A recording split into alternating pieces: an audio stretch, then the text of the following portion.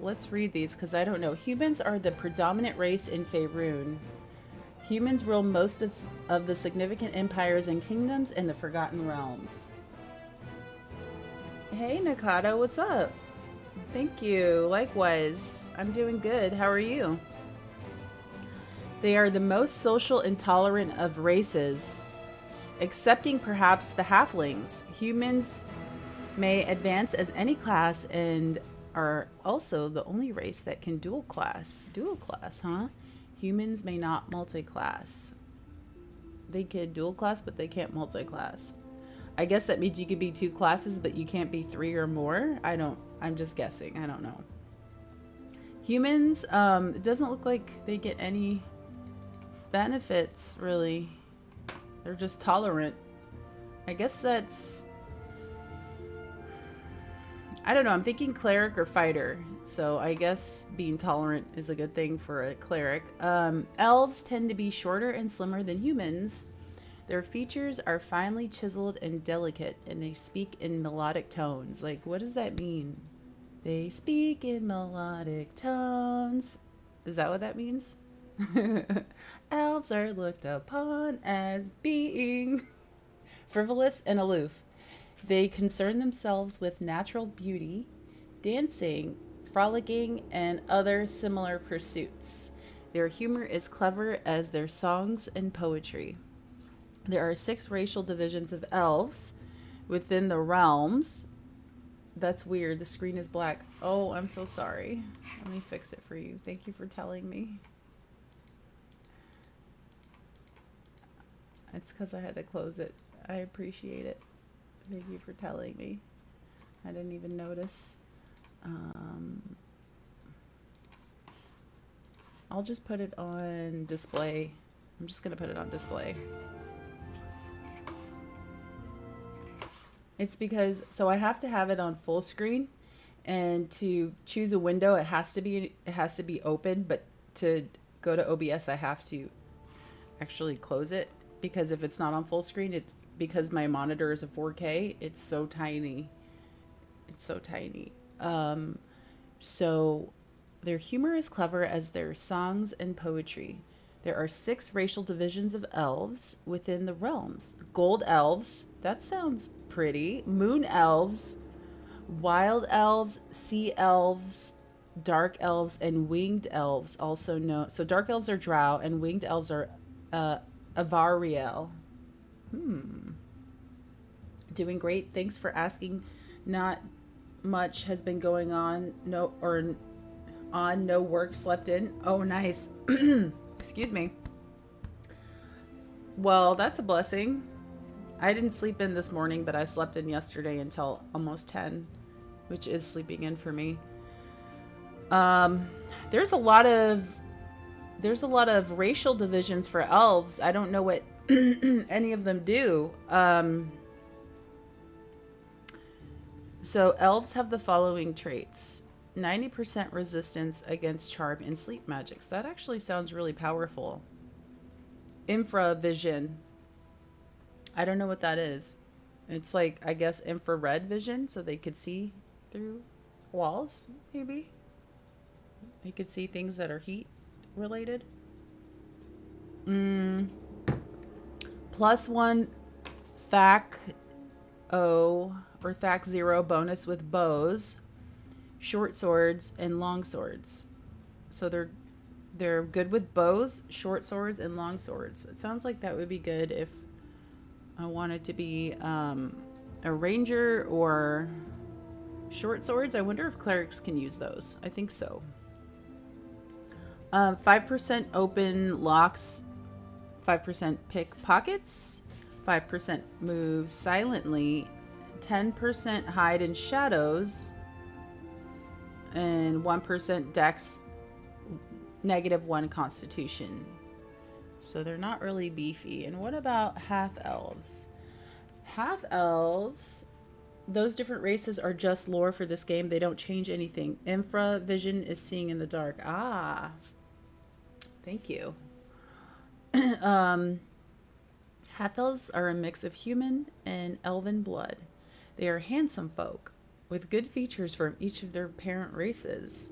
A half-elf has the curiosity, inventiveness, and ambition of their human ancestors, and the refined senses, love of nature, and artistic tastes of their elven ancestors. The best of both worlds, huh? Half-elves have the following traits. I feel really congested right now. 30% resistance against charm and sleep magics. So elves have better resistance, and they both have infra vision, but one advantage of half elves is they're better at pickpocketing. So do I want to be a pro pickpocketer, or do I want to be more resistant to charms and sleep magic? Also, they have better constitution by, I guess, 1. And they're not as good with these particular weapons here. Dwarves are short and stocky, easily identifiable by their size and shape. They have ruddy cheeks, dark eyes, and dark hair. Dwarves tend to be dour and taciturn. I don't know what that means. They are given to hard work and care little for most humor. Ooh, they're serious. They enjoy beer, ale, mead. But most of all, they love gold. Beer and gold. There are 4 racial divisions of dwarves within the realms. How could they love beer and be so serious? They're not happy drunks, I guess.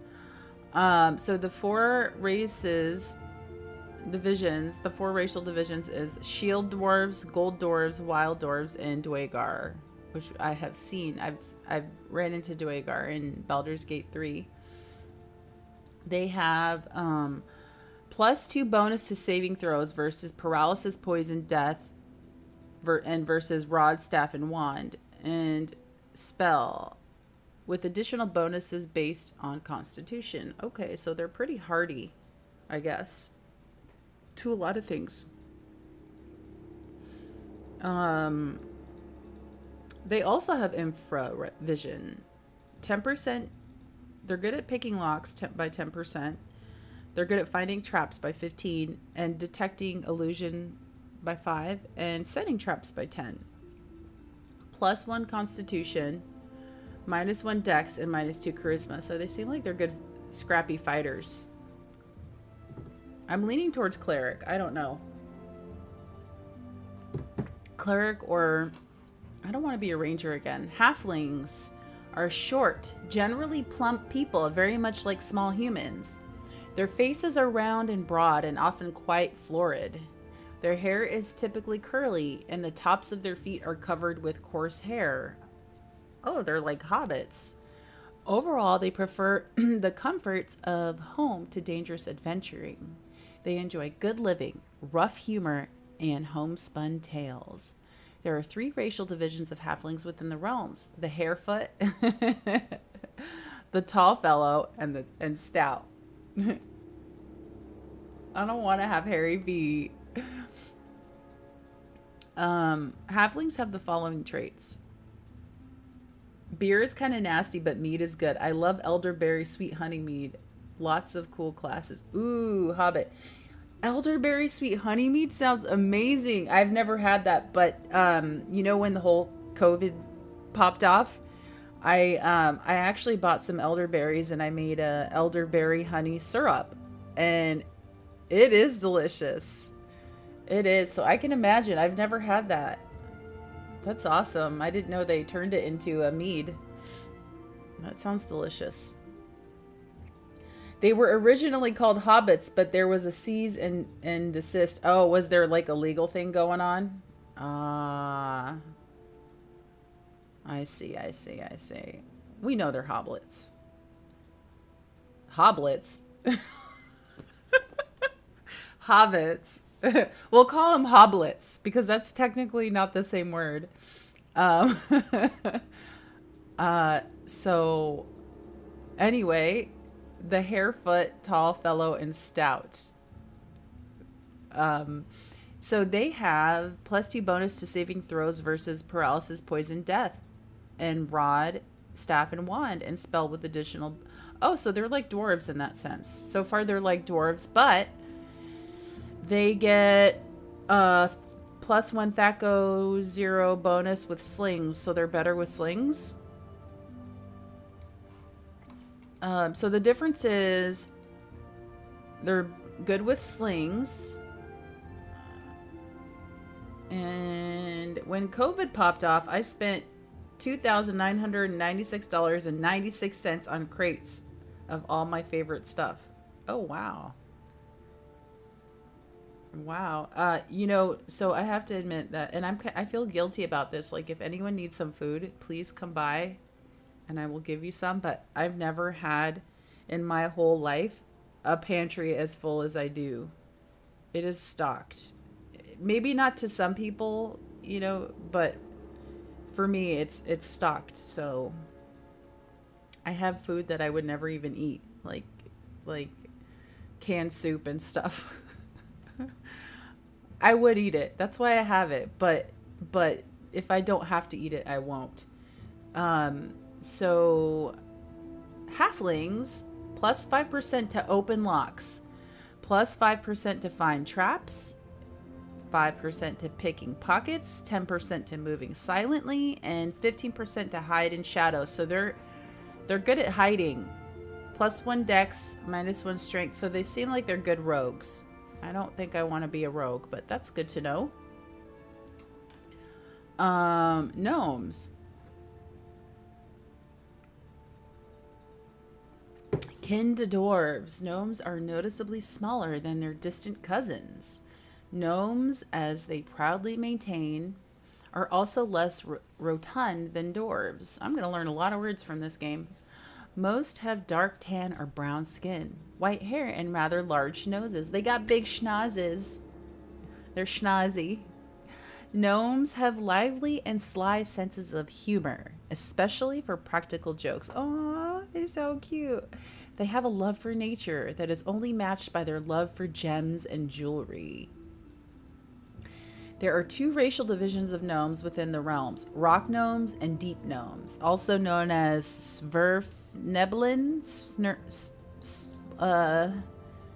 Svirneblin. Nakata says, well, I will make a trade take of crate or of booze. I'll take some food off your hands. You know, I didn't stock up on booze. I've been quite sober in 2020, although the past week I have had a few glasses of wine, but we bought the wine for cooking, so we just had extra.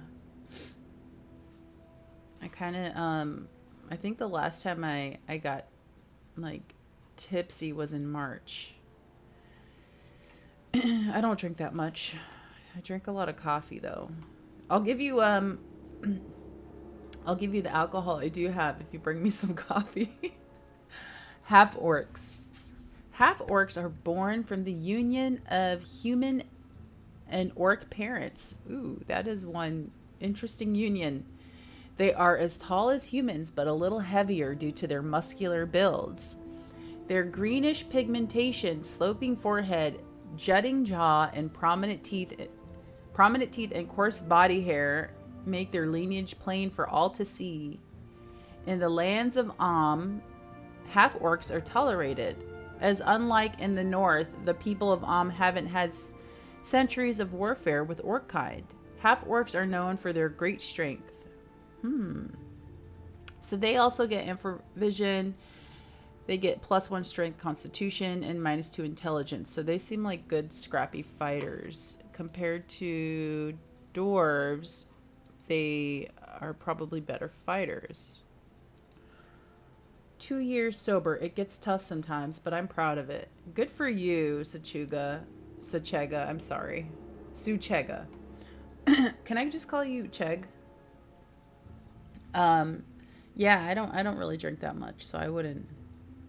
I'm pretty much sober. These days. Can't say that was always the case. So I'm leaning towards, it doesn't look like humans have any advantage. Let me show you my character before I decide. This is a custom portrait I found on Google. Isn't she pretty? So this is the extent of character creation. She could pass for an elf. Her ears are hiding under her hair. So,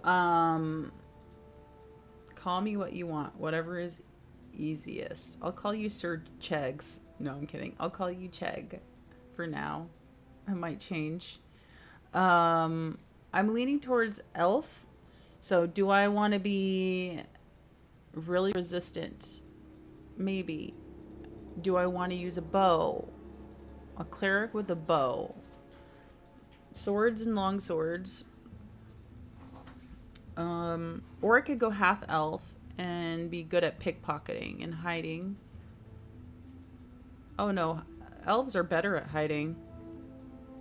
So it's really do I want to be better at pickpocketing or not? And the question is, I think I could live without pickpocketing, so I think I'm going to be an elf. I have to have coffee too, Nakata says. Handle mornings without it right now on my... now Cuban cocoa coffee. Ooh. That sounds delicious. Oh my god, that's so beautiful. I like... The Cuban coffee is like just meaning Cuban style, like the espresso, right? Oh my god, that's so beautiful. She's so cute too. Almost looks like my DK from BDO. She does look like a dark... Is it a Dark Knight? She does look like a DK. I forgot that in BDO, for a second, I forgot that you're kind of a fixed race when you pick a class. So let's go with elf. It's a done deal. She looks like an elf, I think. Now, class. Okay, this is going to be tough. So I didn't read what that said. Hold on. A character class is like a profession or career. It is what your character has worked and trained at during her younger years. Each class has different special power. Blah, blah, blah, blah. Okay. Nothing important. So fighter.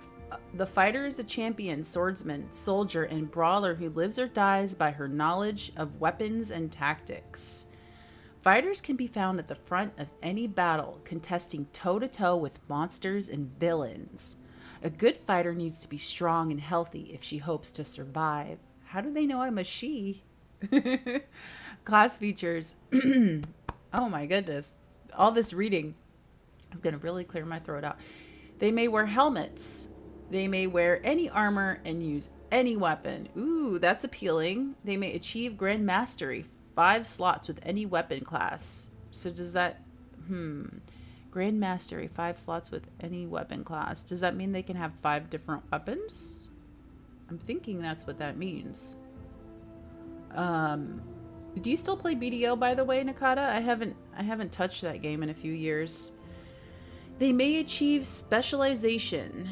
2 slots in any fighting style. Ooh, there's fighting styles? And allocate 3 slots in 2 weapon styles. They hit die D10. I'm kind of confused. So I guess they get a larger dice roll for fighting. Hey, bees. Top of the morning to ya. And their prime requisites for dual classing strength. Okay. So they can wear any armor, use any weapons. I mean, that's kind of appealing, but it doesn't look like they have any spell stuff, which, you know, I'm not sure. That's a maybe, but probably not. So rangers, I don't think I want to be a ranger again, but let's hear them out. Let's see what rangers do in this game. Rangers... The ranger is a warrior and a woods woman.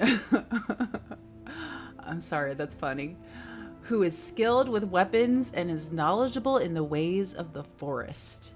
The ranger often protects and guides lost travelers and honest peasant folk. A ranger needs to be strong and wise to the ways of nature to live a full life. BDO is cancerous. Hit die is health on level up. Oh... So does that mean I get, does that mean that I get, that's my max HP, or is that just like a heal? So class features of Ranger is they may also wear helmets. They may wear any armor and use any weapon. Oh, kind of like fighters. They may not exceed specialization, 2 slots in any weapon class. Okay, so they're limited to they may not exceed 2 slots. They may not. I guess what I'm saying is they can only specialize in up to 2 weapons. Maybe they may achieve specialization in up to 2 slots in any fighting style. Max HP. Okay. So fighters, because of that, they have a lot of hit points, or they can. Begins specialized in 2 slots, so 2 weapon styles, and may place a 3rd slot into it. Okay, so they're also pretty good with weapons. They may select a racial enemy. Oh, a racial enemy, which grants a +4 bonus to hit and damage rolls against the selected enemy race. Oh, so I could pick any race and get a +4 hit damage to that. So it's like if it's a 1d6 and I roll a 6 and get a 4, I hit them for 10. I'm guessing. I'm not guessing. I kind of understand it. May use the charm animal ability once a day. Okay. Gains 1 use at level 1 and an additional use. Where was I? Every 2 levels thereafter. Okay, so they can, as time goes on, as they level, they can charm more often. Nakata says, it's very cancerous, plus my PC caught flame and melted everything inside the tower. Ooh, how did that happen? You didn't flick a cigarette inside of your computer, did you? So Cheg's here. Suchega is a D&D veteran and is helping me understand the intricate details and rules of D&D. So also, in addition, Ranger may use the Hide in Shadows ability while wearing no armor, leather armor, or studded leather armor. So they got to get butt naked to hide, I'm guessing. May cast druidic spells starting at level 8. Oh my goodness. I gotta beat my chest.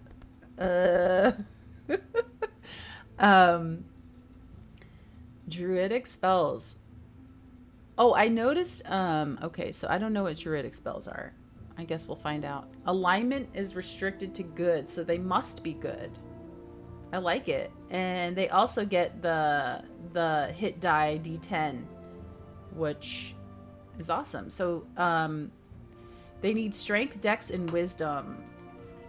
So it looks like they're more hybridish, but I think I'm gonna pass on Ranger just because I play a Ranger in Baldur's Gate 3. Cleric. I'm leaning towards Cleric, Fighter, maybe Mage. Let's see what Thief does too. We'll go through all of them. I don't know if I'm gonna do the mixed classes. It seems kind of overwhelming. So Cleric. The Cleric is a generic priest of any mythos who tends to the spiritual needs of a community. Though she is both protector and healer, she is not purely defensive. Suchega says, in Baldur's Gate 1, it introduced him to D&D as a kid. Just glad to be able to help. Also, my name is just a weird spelling of such a goober, so you can call me Goober if that makes it easier. Okay, Goober. Thank you. Suchega's not too hard. The text is a little bit smaller and I'm not wearing my glasses. I kind of stopped wearing my glasses because I'm trying to either strain or train my eye. I'm not sure which one. Nakata says, no, I keep away from cigs and I'm not sure. I left the house to shop and I came back and I could smell plastic burning. Oh, you know what? I bet you it's BDO, because with BDO you keep it running and having that game running, it uses so much resources. It probably like overheated your computer and the cooling system couldn't keep up. because I have like over 10,000 hours on BDO, and I know I wasn't there for all of that. You know, like half of that is probably AFK doing things. You know what I mean?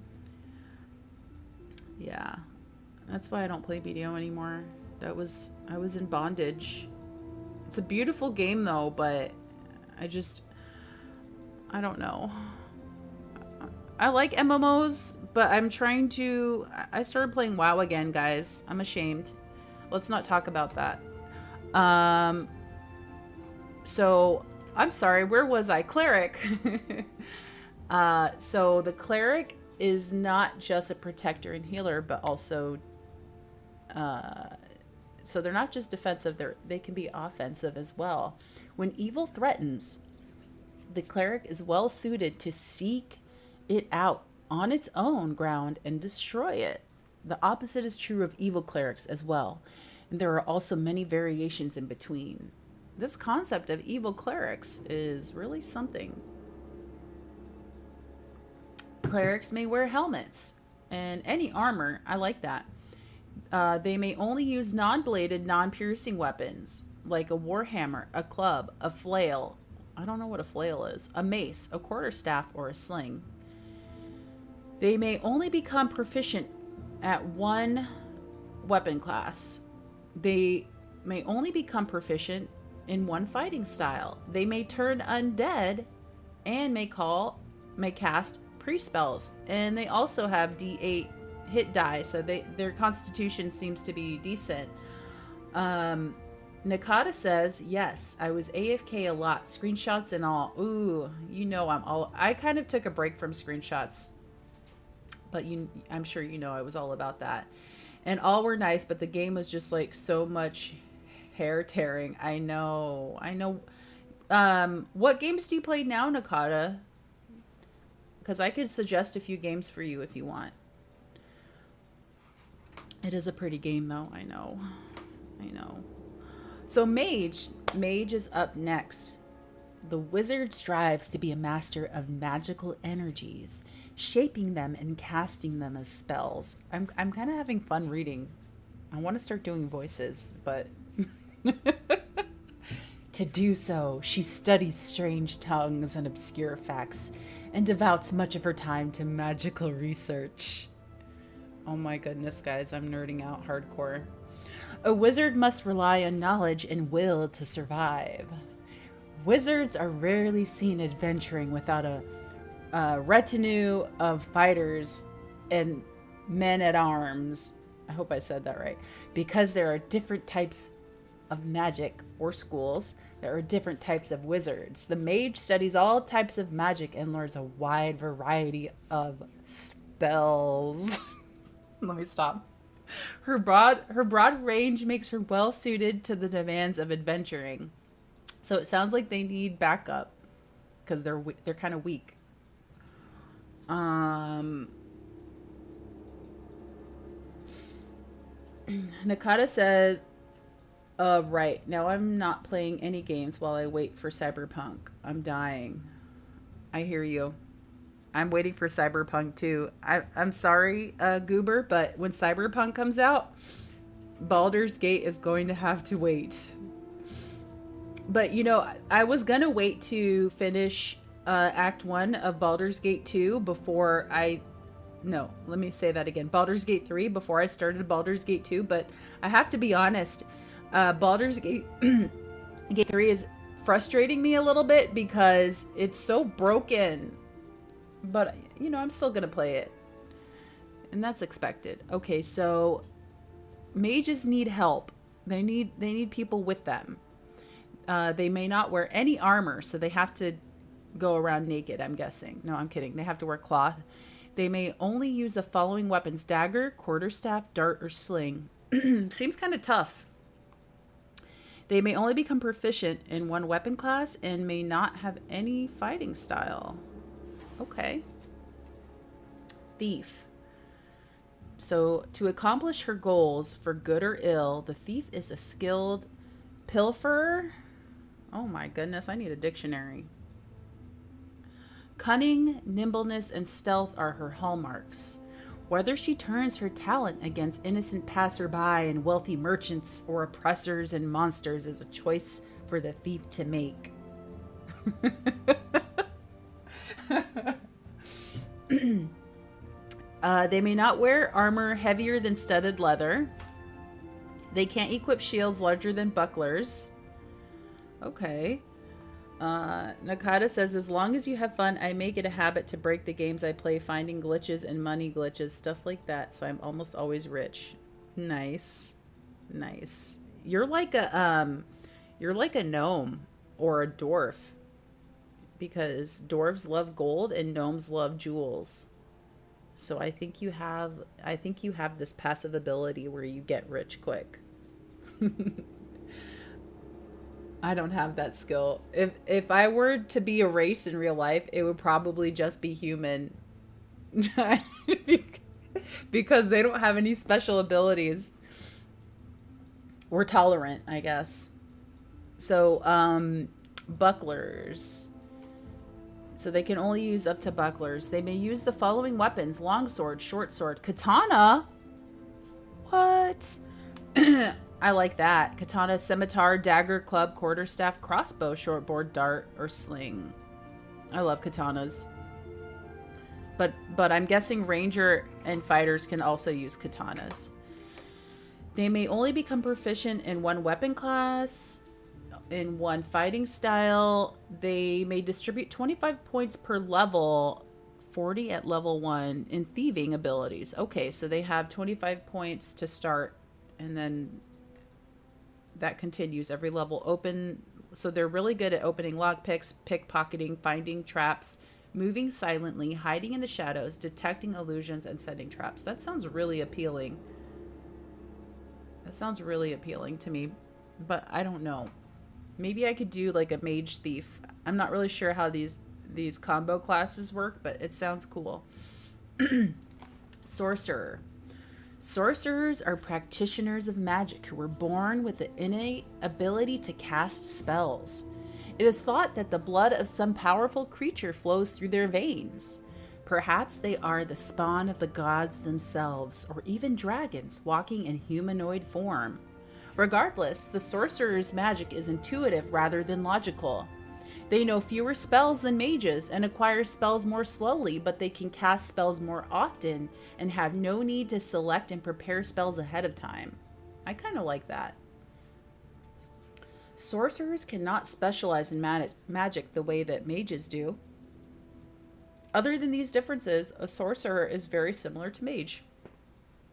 I like how they're more natural at magic. It's less academic, I guess. They can't wear armor. They can only use daggers, quarterstaffs, darts, or slings. Darts, huh? That's interesting. Imagine. They can only have one weapon class.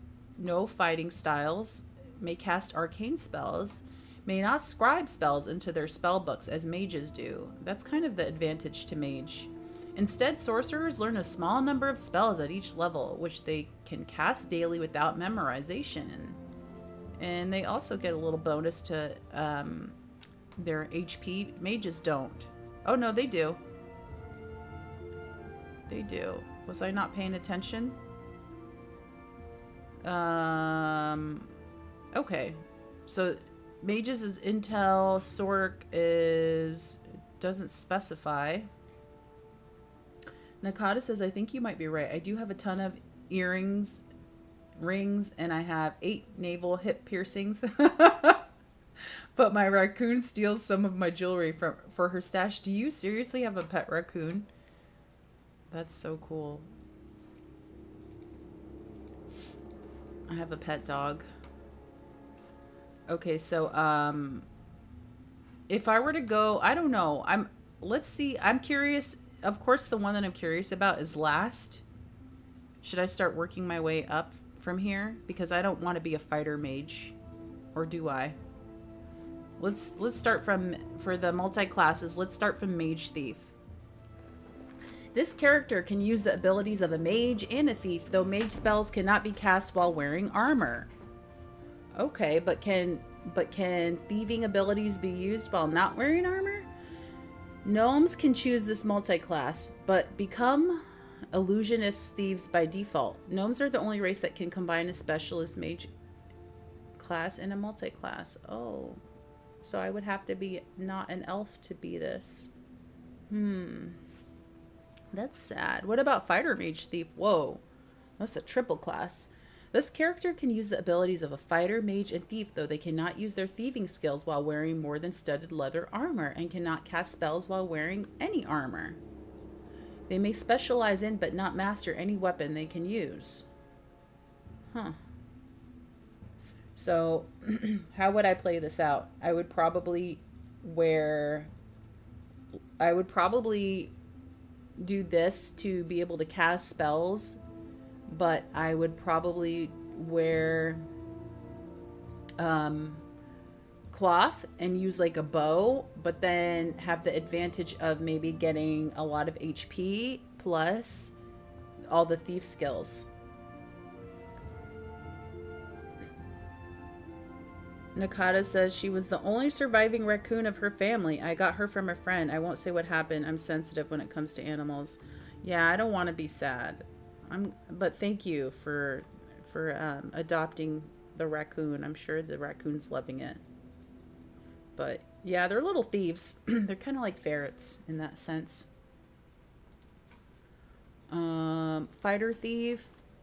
This character can use the abilities of a fighter and a thief, though they cannot use the thieving skills while wearing more than studded armor, leather armor. They may specialize in but not master any weapon. Okay.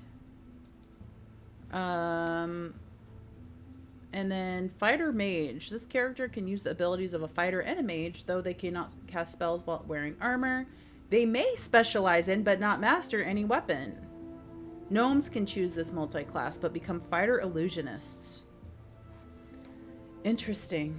Okay, I don't want to be a gnome. Otherwise, I would probably go mage thief. So I think I'm gonna go maybe I should go sorcerer or cleric. Maybe I should go cleric. That way I can heal my party. Right, but they will never. Goober says right, but they will never be as good as single classes. True. So ranger, you're out. Fighter, you're out. Cleric will be able to cast spells and heal, and it'll be decent at fighting. Mages, I fear they will be too weak. I don't think I'm ready to die all the time. Thief, although I like the thought of thief, I think I'd rather be... I think I'm gonna go with cleric, guys. Yeah, it said gnomes can only be illusionist mages. That's a bummer. Yeah. Yeah. So I'm gonna think. I'm gonna go with cleric. I think I'm gonna go with cleric because I'm intrigued. There's so many different types. Look at this. So there's generic cleric. That's a good name, huh? Generic cleric. And we read what they do already. So priest of Talos. Talos is the evil god of storms, destruction, and rebellion. I already don't like this god.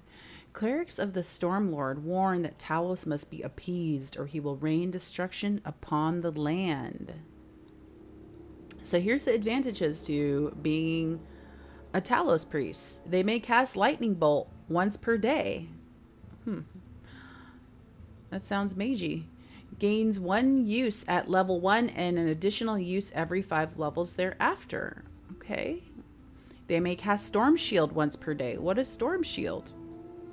Gains 1 use at level 1 and an additional use every 10 levels thereafter. So I guess the advantage is they get... Oh, it tells you what Storm Shield is. Clerics are good, Goober says. Everything is viable late game. Nice. Storm Shield. This spell lasts 1 round per level of the caster. It protects the caster from lightning, fire, cold, and normal missiles. Whoa. I just hit my mic. That sounds kind of really strong. You have resistance to all these elements.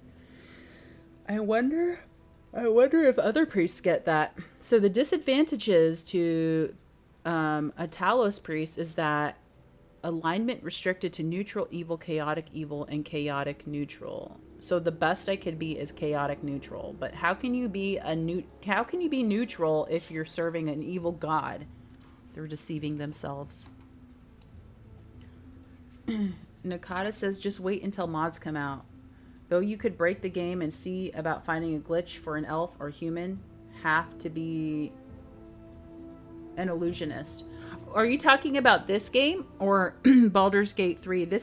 I'm actually playing 2 right now. I mean, I'm making my character. I haven't played it yet. But I got it for $10 or $11. So it was pretty cheap. And Goober says, Nakata, the game is almost 2 decades old. The mods exist. They have mods? I didn't know that. Baldur's Gate 3 though. I can't wait for mods for that game for sure. Priest of Helm. Followers of the neutral god of watchers and protectors are warriors in their own right and are often seen as defenders of the innocent. I like it. I like it.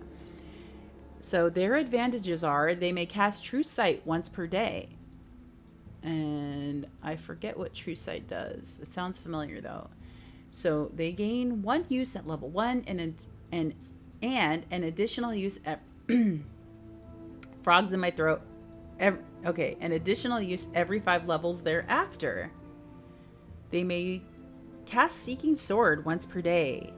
And so they gain 1 use at level 1 and an additional use every 10 levels. Wow, that one levels very slowly.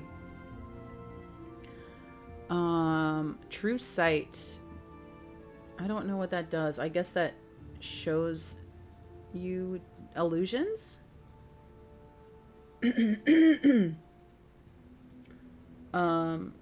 Nakata says, that's some nice resistances. Such incredible power. I know.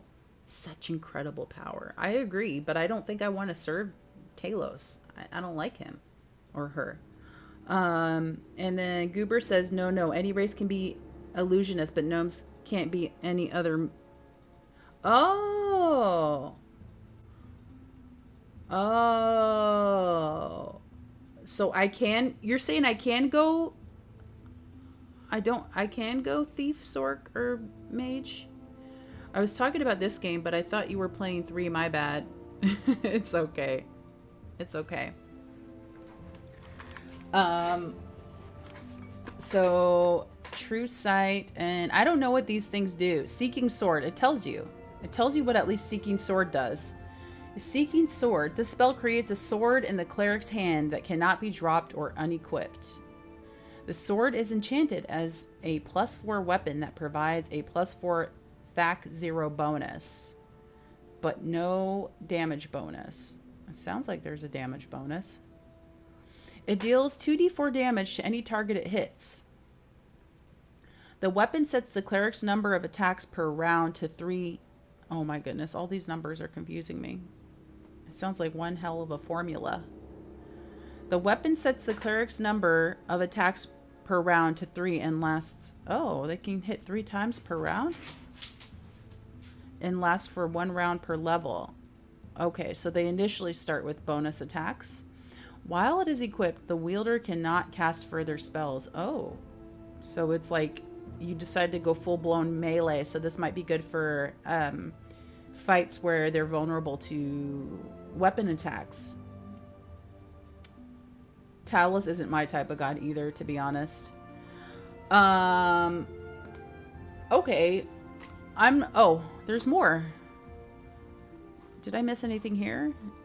No. So the disadvantages is their alignment is restricted to lawful good, lawful neutral, lawful evil, and true neutral. Oh, so they're lawful or neutral, true neutral. Priest of Lathander. Lathander is the good god of renewal, creativity, and youth, and is celebrated nearly everywhere. His followers are very popular throughout the realms, and there are numerous wealthy temples devoted to him. Do I want to serve a wealthy god? Advantages. They may cast Hold Undead once per day, so good CC for Undead. Gains 1 use at level 1 and additional uses every 5 levels thereafter, and they may also cast Boon of Lathander, and this is gained every additional 10 levels. So Boon of Lathander. This spell lasts 1 round per level of the caster. Oh, 1 round. Hold on. Oh, I see. Once I'm level 20, it will last 2 rounds, I'm guessing. It gives the caster a +1 bonus to attack and damage rolls, and a +1 bonus to all saving throws, and 1 extra attack per round. It also protects the recipient from level drain. Level drain? That's a thing? You could do level? I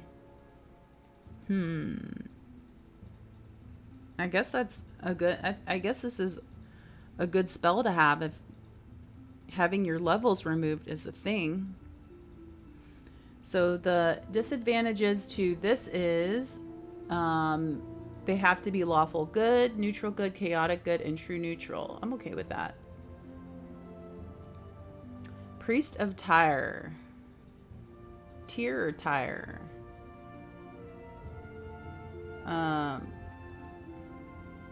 Tyre is the deity of law and justice.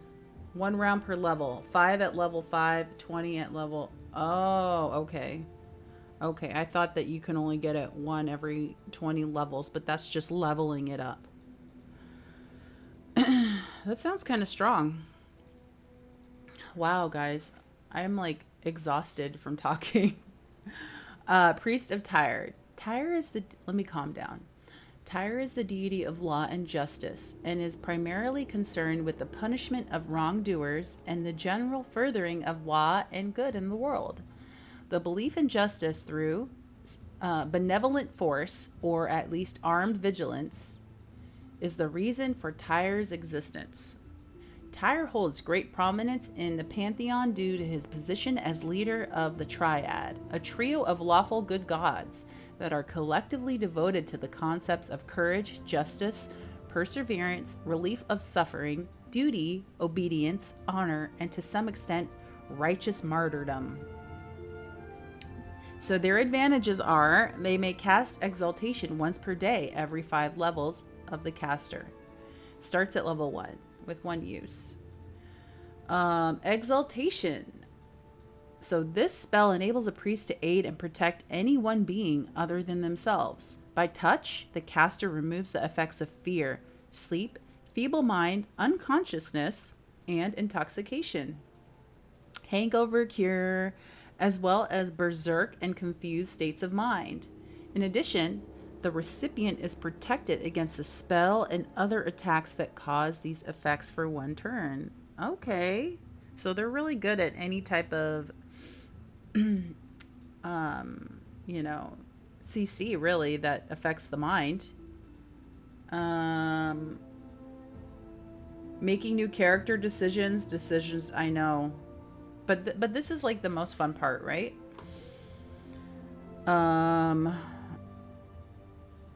Okay, so they're really good at these types of CC. So this seems pretty strong.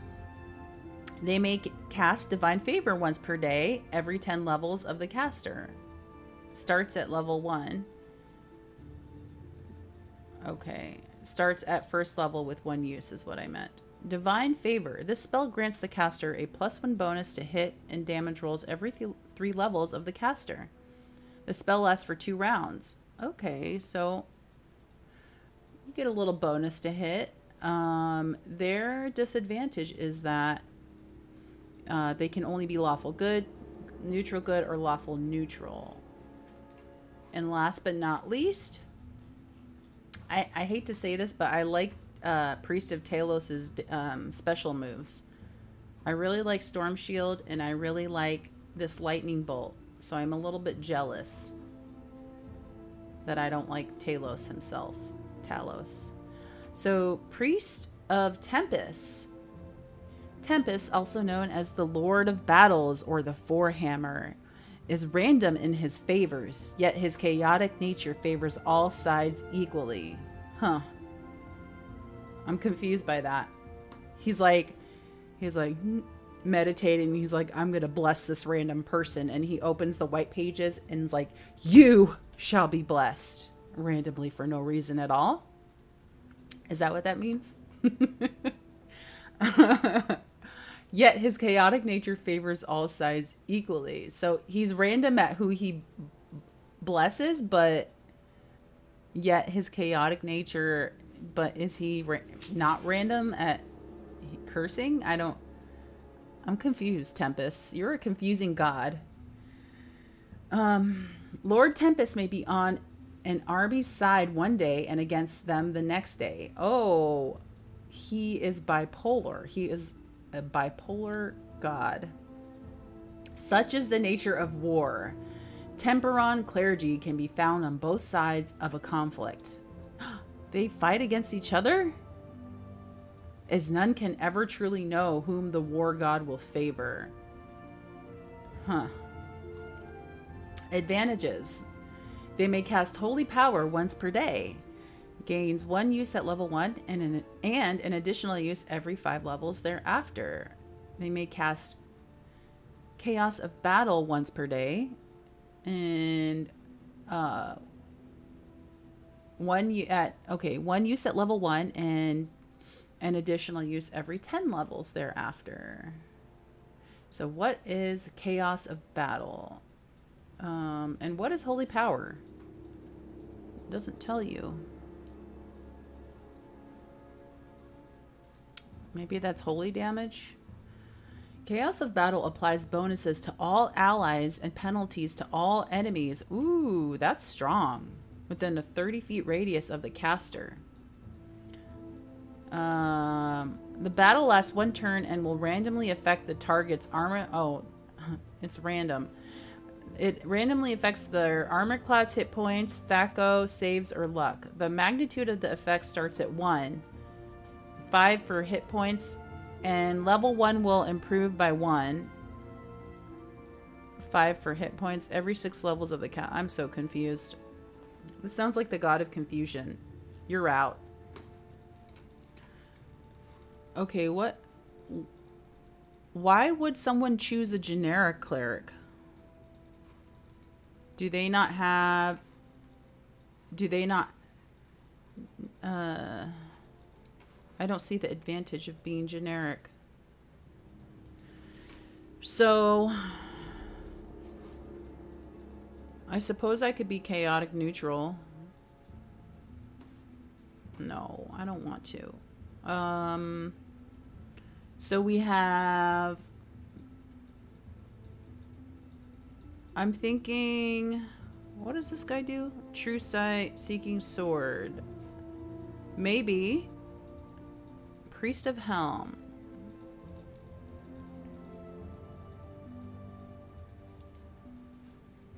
Lathander is the good god. So this is undead. The spell lasts 1 per round. This was the... Maybe I should go with Priest of Lathander? I can't decide. One of these 3. So Priest of Helm, Priest of Lathander, or Priest of Tyre. Okay. So... Okay, they're not bound by their alignment. But they don't get these special moves. And so if I wanted to be chaotic good, I would go Lathander. Right? So maybe I'll go Lathander. Boon of Lathander. Let's see what this does one more time. Hold undead. Sure. Bonus to attack, bonus to saving throws, and 1 extra attack per round. That sounds good. 1 round per level. So, and then Helm gets True Sight, and Seeking Sword does. This restricts their spells, though. I don't like this. Yeah. And then Tyre. What does this do again?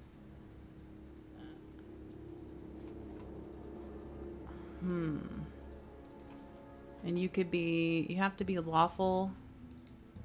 Let's go with Lathander. Final answer. Oh. Wow. I made it. I never realized how much energy it takes to read so much. So alignment. So I'm thinking chaotic good, but let's read.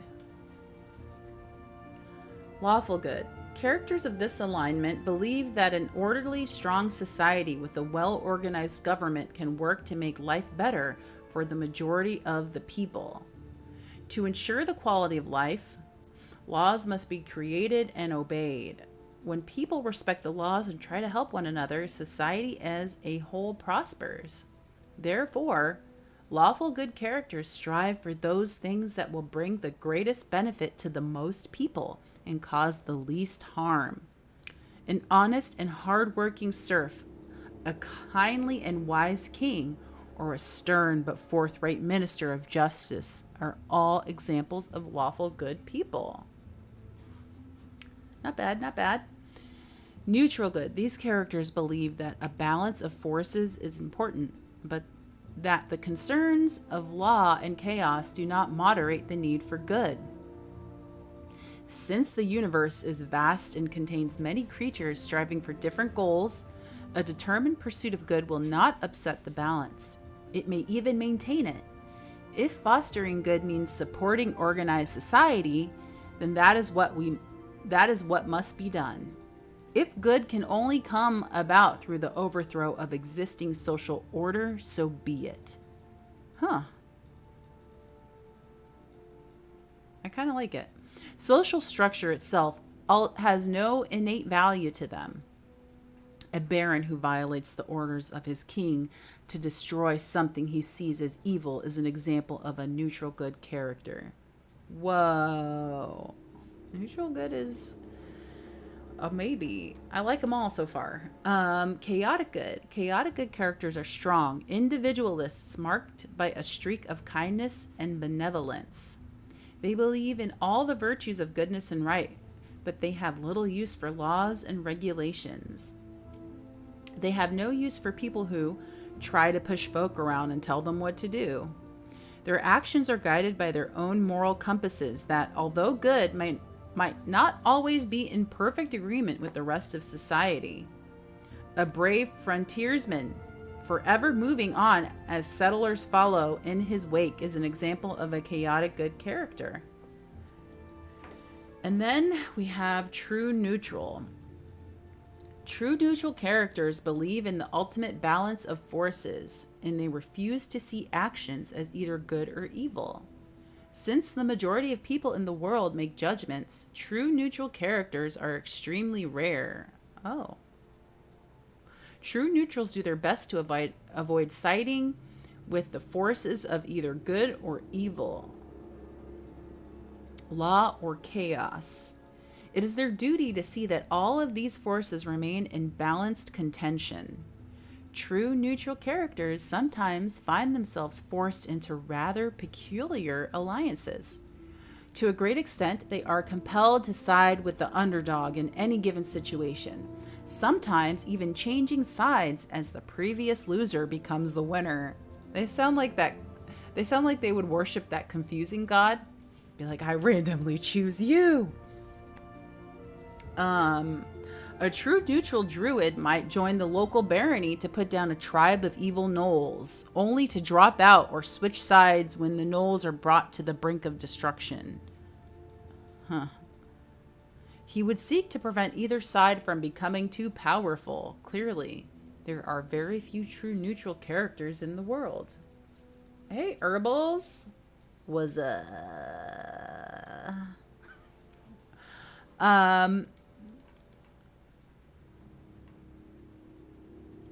do I want to be an honest and hard-working serf, a kindly, wise king, or a forthright minister that's stern? Or do I want to be a baron that violates the orders of his king to destroy something he sees as evil? I think I'm leaning towards neutral good, because things aren't always so black and white. You need some wiggle room. I don't think I want to be chaotic just for the sake of it. I think I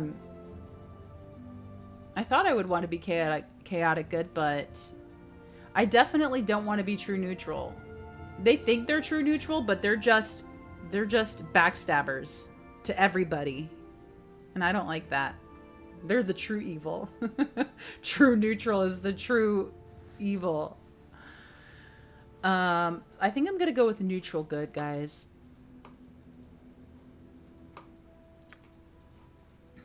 Abilities. Oh, there's more. I think I need like a... Let's try to get through this and then I'll take a break. So I'm a cleric, and as a cleric, what do I use?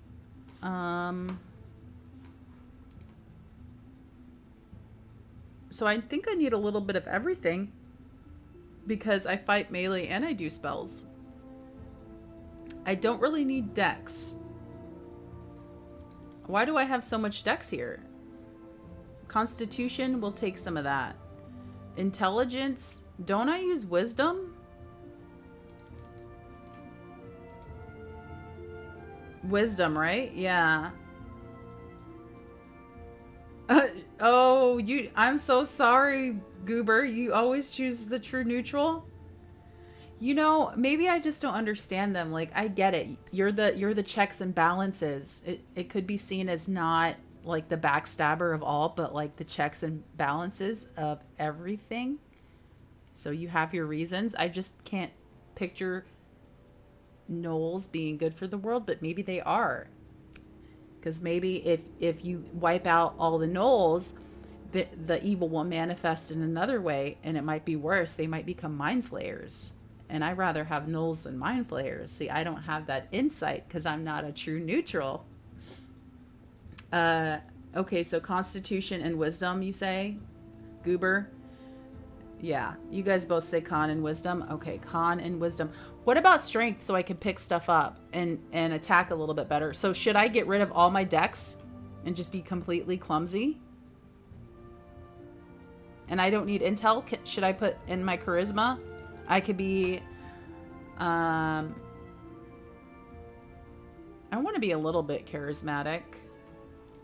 So we'll pump out that and we'll add more to Dex and not Dex, Constitution. Maybe have a little bit more charisma, a little bit of strength, and we'll max out. Oh, we can't. How does that look? So we're gonna have a little bit of strength because I want to be able to hit with weapons. We're gonna be pretty hardy. We're going to be very wise, and we're going to be somewhat charming.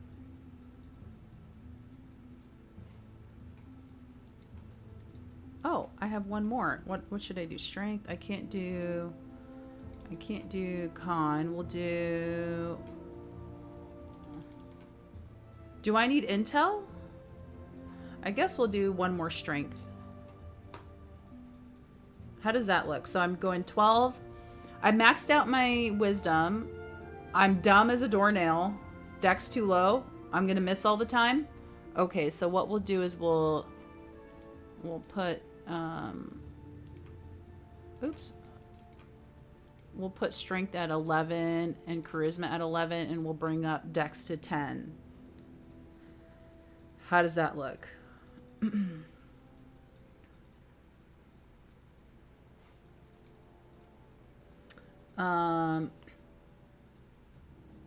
Yeah, so Herbal says Dex is too low. Goober says at the bottom it says total score. That's all of the numbers added together. With this game you can re-roll. I suggest re-rolling for a higher number. Oh, really? Oh! 78? Should I re-roll again? 79? 78? 79 seemed to be that sweet spot. 84? Sorry, I didn't mean to yell. Some druid weapons might be dex based. I thought can clerics be druids? 84. I think I'm gonna go with 84. Okay, so let's max out wisdom.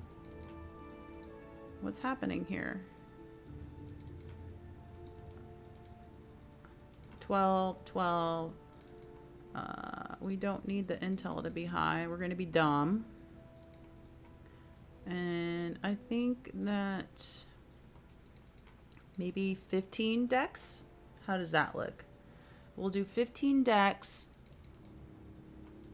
It doesn't let me go higher constitution. This is as high as it goes. So we could do 15 dex, 12 charisma is fine, 12 strength. I'm a cleric, yeah. Hey Void, welcome. And then maybe 14 strength. And we'll just be dumb. How does that look?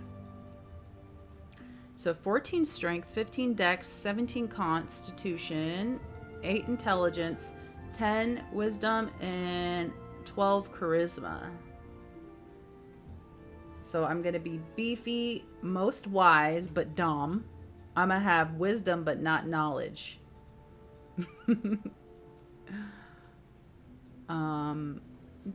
Relatively strong, good reflexes, and charming.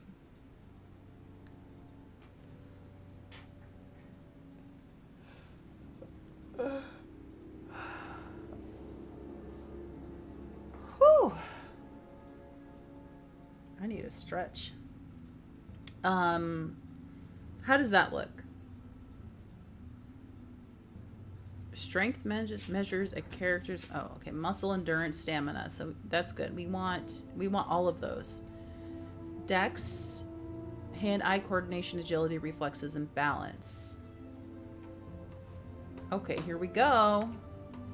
Skills. There's more. What weapon do I want? I've always been partial to two-handers, but I feel like... Whoa, so...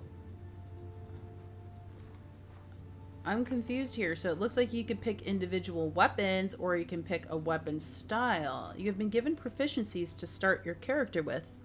These represent the ability to effectively use weapons. You may choose from any of the selectable proficiencies available to your character class. If your character is a fighter, she will be able to choose the same proficiency, up to 5 times. Okay. Does that mean I could put 5 points into the same thing? This will grant her additional levels of specialization with the weapon listed. So I could be really good at a weapon, but I'm not a fighter. Keep in mind that a character can use any weapon available to her race and class, whether she has proficiency with it or not. However, if she attacks using a weapon that she is not proficient with, she suffers a penalty to her attack rolls. Okay.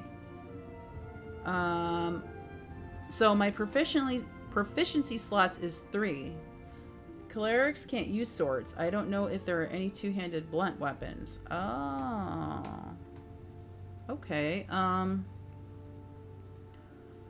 So I don't believe I have any specializations. I'm assuming, but I can. Okay, so two-handed sword and shield style. I guess. Oh, okay. So Morningstar, remind me, is that like, I thought that was like a club, but let me look it up. What is a flail? Flail? What is a flail? Oh, okay, yeah. Maybe I should use a flail. That sounds kind of cool, right? I'm thinking maybe I should use a flail or a, is this one-handed? Let's see. The flail and the Morningstar are blunt weapons used to knock your enemies senseless. They are difficult to use, but with skill and practice, these weapons are very useful. I kind of like it. The character can use the weapons with no penalties. Specialized 2 slots.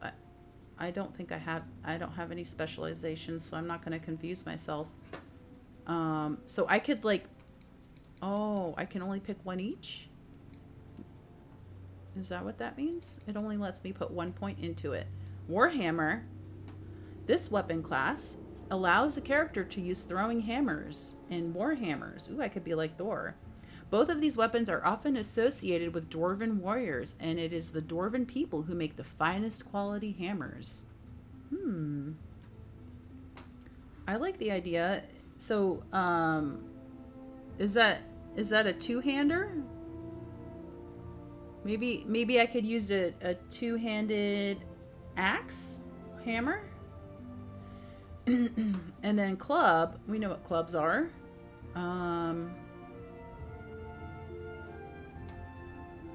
Oh wait, I guess I thought a club and a mace were. What's the difference? A club is more like a bat, and a mace is what? Let me look up. I don't know what the difference is. I thought they were the same. Mace versus club. Mace weapon. Let me. It doesn't. Okay. Okay, mace, club weapon. I see. A mace is a little bit less like a bat.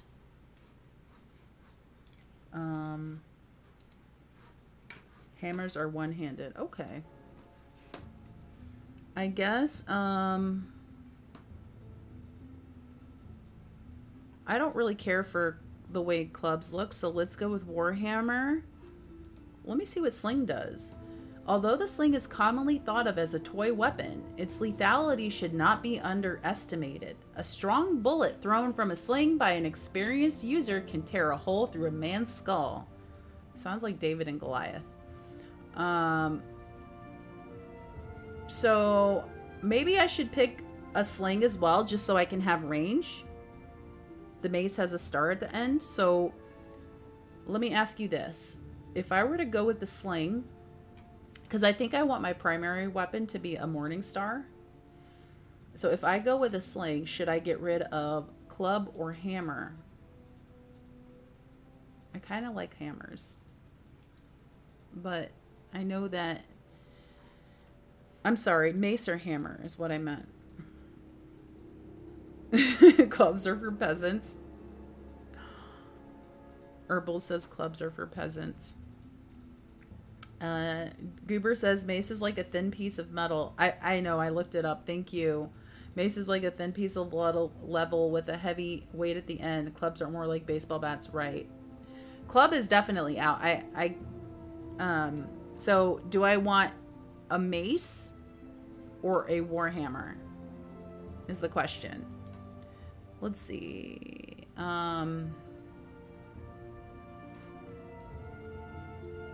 Slings are good. Can always find a rock to sling. I think I'll keep one. I'll keep I'll keep sling because I think having one ranged weapon is going to be beneficial. And I'm thinking of going with Morningstar just because it seems kind of cool. And maybe I'll get rid of Warhammer and we'll just go with the tried and true, which is mace. Mace, sling. How does that look? It's powerful. I would keep hammer. Okay, let's go with hammer then. Final answer. So hammer, Morningstar, and sling. Done. Done. So now, memorize pre-spells. You may memorize 5 spells from the above list. Choose which spells your character will currently memorize. Oh, this is tough. Armor of Faith. So, this... the caster of the Armor of Faith receives significant protection against melee and magical attacks. Ooh, that sounds good. This magical armor is a force of energy that absorbs a portion of the damage intended for the caster. At first level, the protection is 5%, and every 5 levels of the caster improves this by another 5. Okay, for example, a 20th level priest would have a 25% of her damage absorbed. Wow, this sounds like it's going to be strong. So let's just put a point in and we could change it later. Bless. Let me clear my throat. Upon uttering the bless spell, the caster raises the morale of friendly creatures by +1. Furthermore, it raises their attack and damage roll by +1. Okay. So you buff others and yourself? Let me try to understand this. So you raise the morale of a friendly creature, and then and it also raises their morale and their attack. The caster determines at what range up to 40 feet the spell will be cast. Okay, so it has good range. At the instant the spell is completed, it affects all creatures in a 15 feet radius. So this is really good if you guys are all bunched up.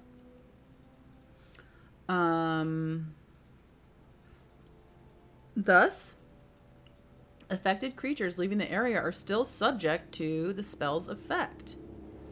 Those entering the area after the casting is completed are not. Okay, so this sounds like it's good when y'all are bunched up. So +1 morale. I don't know what morale does, but I guess it boosts their something. And damage. Okay, maybe. Let's look at command. This is a charm? This spell enables the priest to command another creature to die. Ooh. Sleep for a single round. At the end of the round, the creature awakens and is unharmed. Creatures with 6 or more hit dice or experience levels are entitled to a saving throw. I'm not sure about that one, because it sounds like it will be good initially, but as things get harder, they might use saving throws all the time. Cure light wounds. Probably. I'm probably gonna, let's just put a point in it because I need a heal. So it's healing. Range, duration is permanent. Range, touch. So I gotta be close to them. By casting this spell and laying her hand upon a creature, the priest causes 8 points of wound or other injury damage to the creature's body to be healed.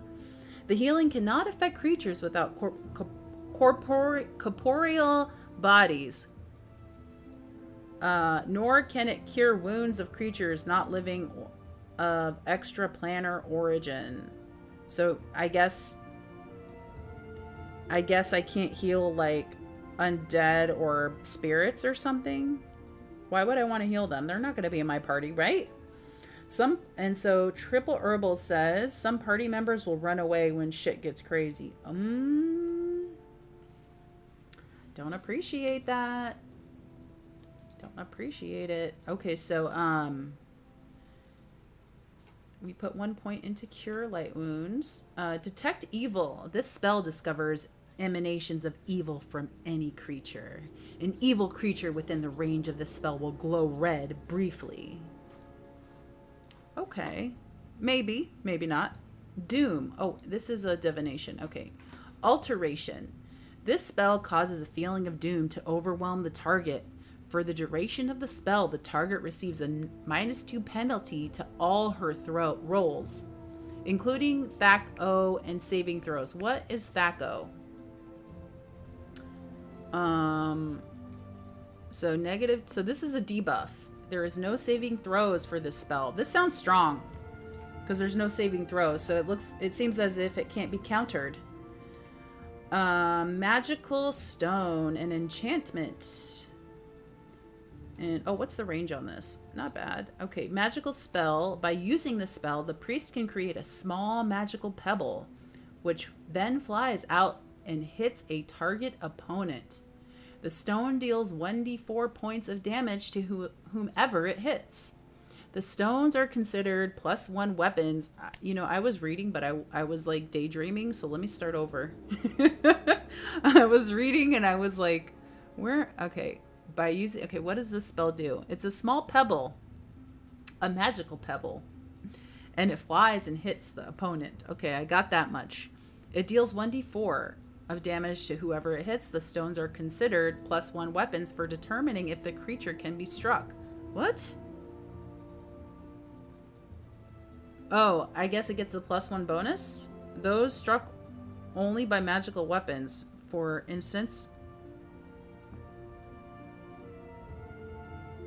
Although they do not have an attack or bonus damage.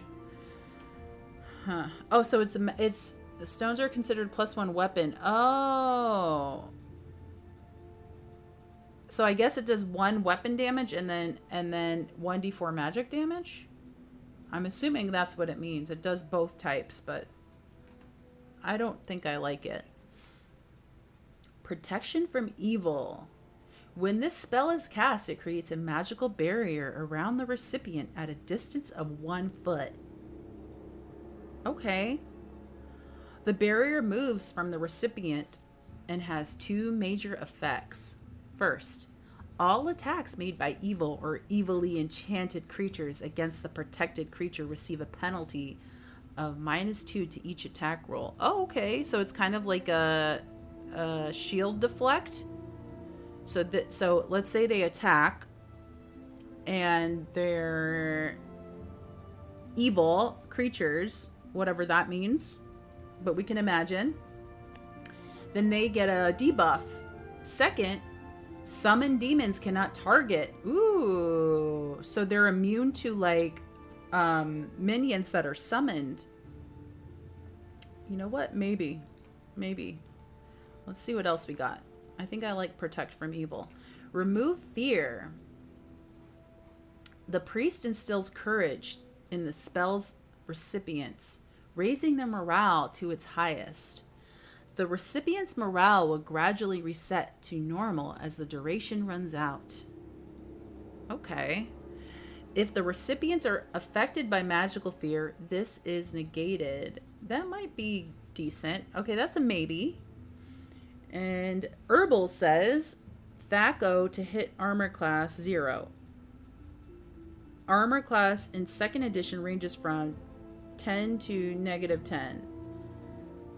So it has to do with their armor. So let's go back here and see what you were... Where did it talk about Thaco? Okay, so including oh, so they get a penalty to their armor. Okay. I think protection, what was that? That was Doom. I think Doom is a good one to take. Remove fear was a maybe. And Sanctuary. Abjuration. When the priest casts a sanctuary spell, it causes all of her opponents to ignore her existence, as if she were invisible. While protected by the spell, the subject cannot take direct offensive action without breaking the spell, but may use non-attack spells. Ooh, that might be good if I want to like be complete support. So, but may use non-attack spells or otherwise act in any way that she does not violate their prohibition against offensive action. This allows a warded priest to heal wounds, for example, or to bless herself. The priest cannot cast spells on other creatures without ending. Oh.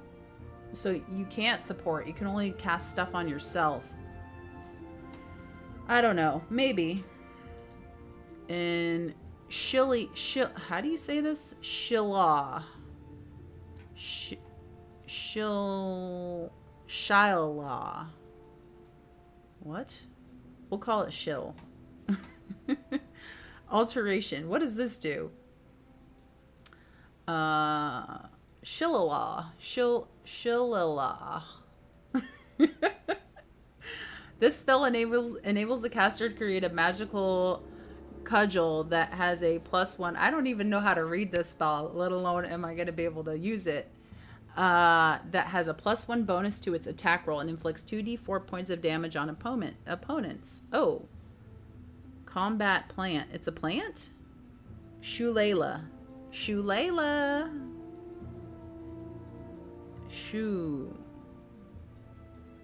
Shulala. Interesting. I would have never guessed. Or shulele. Shulele. Shulela.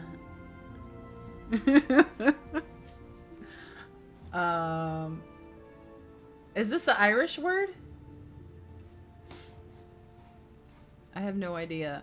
Can somebody tell me how to say this? So what this does is it enables the caster to create a magical cudgel that has a +1 bonus to its attack. So is that like a minion? I'm summoning a plant that does damage, I think. I think I might take this one. It's either that or remove fear. Remove fear might be good, but so will having extra damage. But I'm more support based. And does it ever get better? Duration 4 rounds plus 1 round per level. It's a combat plant. It's a magic club. Interesting.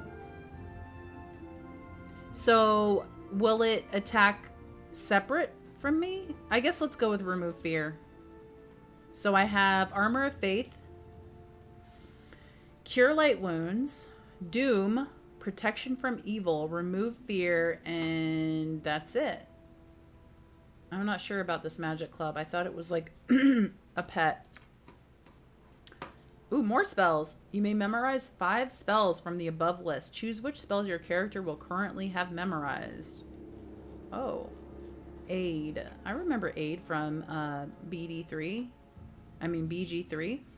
Oh, Necromantic. It's Necromancy Conjuration. It replaces my weapon? Oh, I don't want that. The recipient of this spell gains the benefits of a Bless spell. +1 to attack rolls and saving throws. And a special bonus of 1d8 additional hit points for the duration of the spell. Okay. The aid spells enable... This is different, I think, than... I think aid in Baldur's Gate 3 was a little different. I don't remember it. I thought it was just giving you extra hit points, but...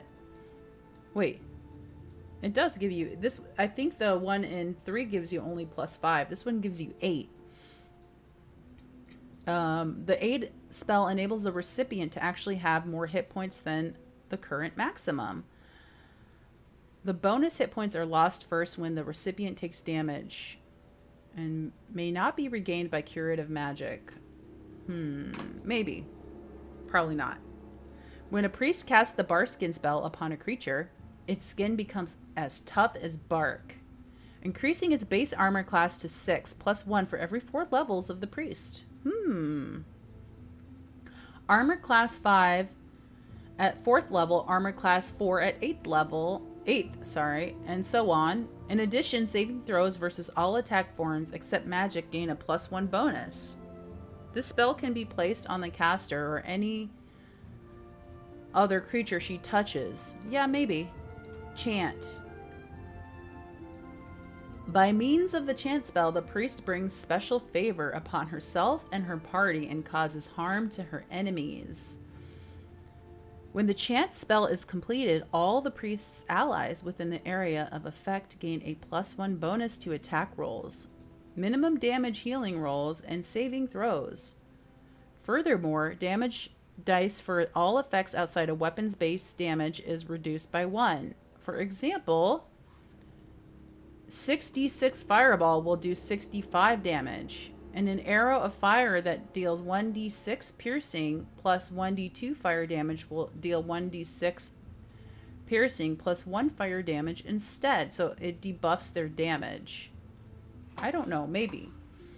So Goober says, yeah, a lot of spells change from edition to edition. The game is 3 whole editions back. I'm not sure about chant. Maybe, though. Draw upon holy might. Whew. So, draw upon holy might. I think I'm going to have to take a break after I make my character. The priest calls upon her god to... I also need to feed my dog. The priest calls upon her god to grant her power for a short period. When she does this, her strength, constitution, and dex are all raised by 1 point for every 3 levels of the caster. Okay, so this buffs her stats. A 3rd level caster would have her abilities raised by 1, while a 12th level caster would have her abilities raised by 4. This might be good. So strength, constitution, and dex. So that would overall increase her damage and saving throws and all that. We'll go yes for now. Find traps. Ooh. When a priest casts a find trap spell, all traps concealed normally or magically of magical or mechanical nature become apparent to her. A trap is any device or magical ward that meets 3 criteria. It can inflict a sudden or unexpected result. The spellcaster would view the result as undesirable or harmful, and the creator specifically intended the harmful or undesirable result as such. Thus, traps include glyphs and similar spells or devices. Due to the nature of the spell, the caster must stop to concentrate 1 per round, which will effectively interrupt any action. This, however, will not affect spellcasting. So I guess that means that if you use this, would you be using this during a fight? But if you did, you wouldn't be able to melee that round, is what I'm gathering. Maybe. This might be good. So we'll just put a point into it for now. Ooh, but there's a lot left. So Flame Blade. Ooh, Fire Element. What? With this spell, the caster causes a blazing ray of red-hot fire to spring forth from her hand. This blade-like ray is wielded as if it were a sword that the caster already knows how to use. Hence, there are no bonuses or penalties. If the caster successfully hits with the Flame Blade in melee combat, the creature struck suffers 1d4 of slashing damage plus, an additional 1d2 plus 4 damage of fire. However, it is not a magical weapon in the normal sense of the term, so creatures struck only by magical weapons are not harmed by it. Oh, it's fake magic? Hold person. More CC. Hold person. So this is a charm. Evocation. Okay, this one's a charm.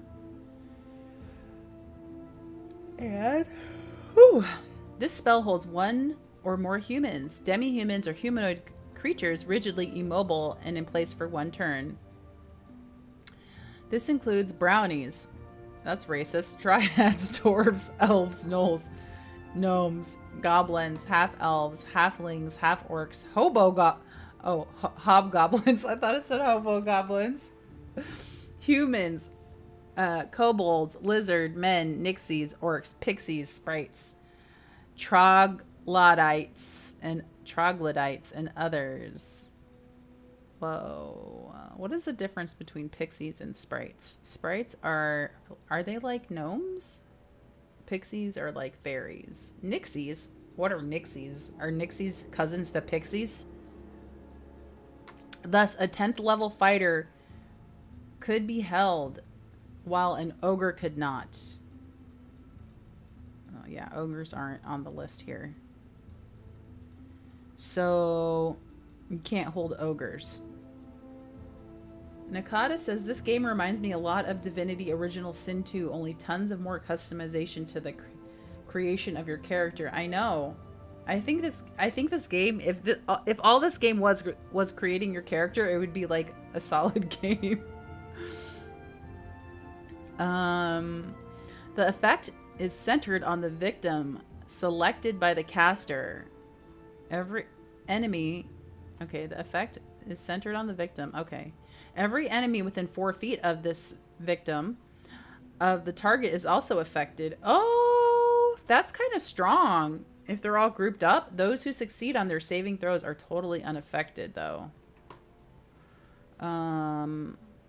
Undead creatures cannot be held, but that's okay. We have a hold undead, so that's fine. Hobo goblins, I would totally be one of those. Gather a group and call ourselves raiding hobos. Oh. Interesting how you can't be a goblin race, though. You could be evil. You could be, like, chaotic evil, but you can't be any evil races. You can't be ogres. You can't be goblins. So... Held creatures cannot move or speak, but they remain aware of events around them, even though they are helpless to change them. Time passes at a normal rate for the targets, and hence being held does not stop any worsening of their condition due to wounds, disease, or poison. So, I guess that means when you hold a creature, you can't hurt them?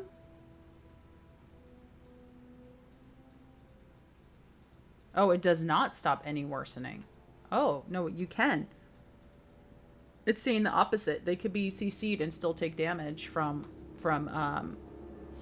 bleeds and diseases and poison. Ooh, that's good to know. So I'm going to put a point into that. We might change this around. No alignment. A no alignment spell enables a priest to exactly read the aura of a creature. If the creature rolls a successful saving throw versus the spell, the caster learns nothing about the particular creature from the casting. When a character is hit by the spell, it will glow red if evil, green if good, and white if neutral. How is that different from another spell? Certain magical devices negate the power of the no alignment spell. Resist fire and cold. When the spell is placed upon a creature, the creature's body is toughened to withstand heat and cold. Complete immunity to mild conditions. Standing naked in the snow or reaching into an ordinary fire to pluck out a note is gained. Oh. The recipient can somewhat resist intense heat or cold, whether natural or magical in origin, such as red-hot charcoal, a large amount of burning oil, flame-tongue swords, firestorms, fireballs, meteor swarms, red dragon's breath, frost brand swords, ice storms, wands of frost, white dragon's breath. All of these cases, the temperature affects the creature to some extent. The recipient has all damage sustained by fire or cold reduced by 50. Maybe. Wow, there's a lot of good spells here. Silence a 15-foot radius. Upon casting this spell, complete silence prevails in the affected area. All sound is stopped. Conversation is impossible, and spells cannot be cast. Wow. Each creature in the area must make a saving throw versus spell with a -5 penalty. Ooh. If the save is failed when they are silenced for the duration of the spell... Okay. If the save is failed, they are silenced. Note, this spell does not continue to affect the area after being cast. Only those in the area at the time of the casting are affected. Okay. Slow poison. When this spell is placed upon a poisoned individual, it greatly slows the effect of venom, actually neutralizing all but the most deadly poisons. Spiritual Hammer.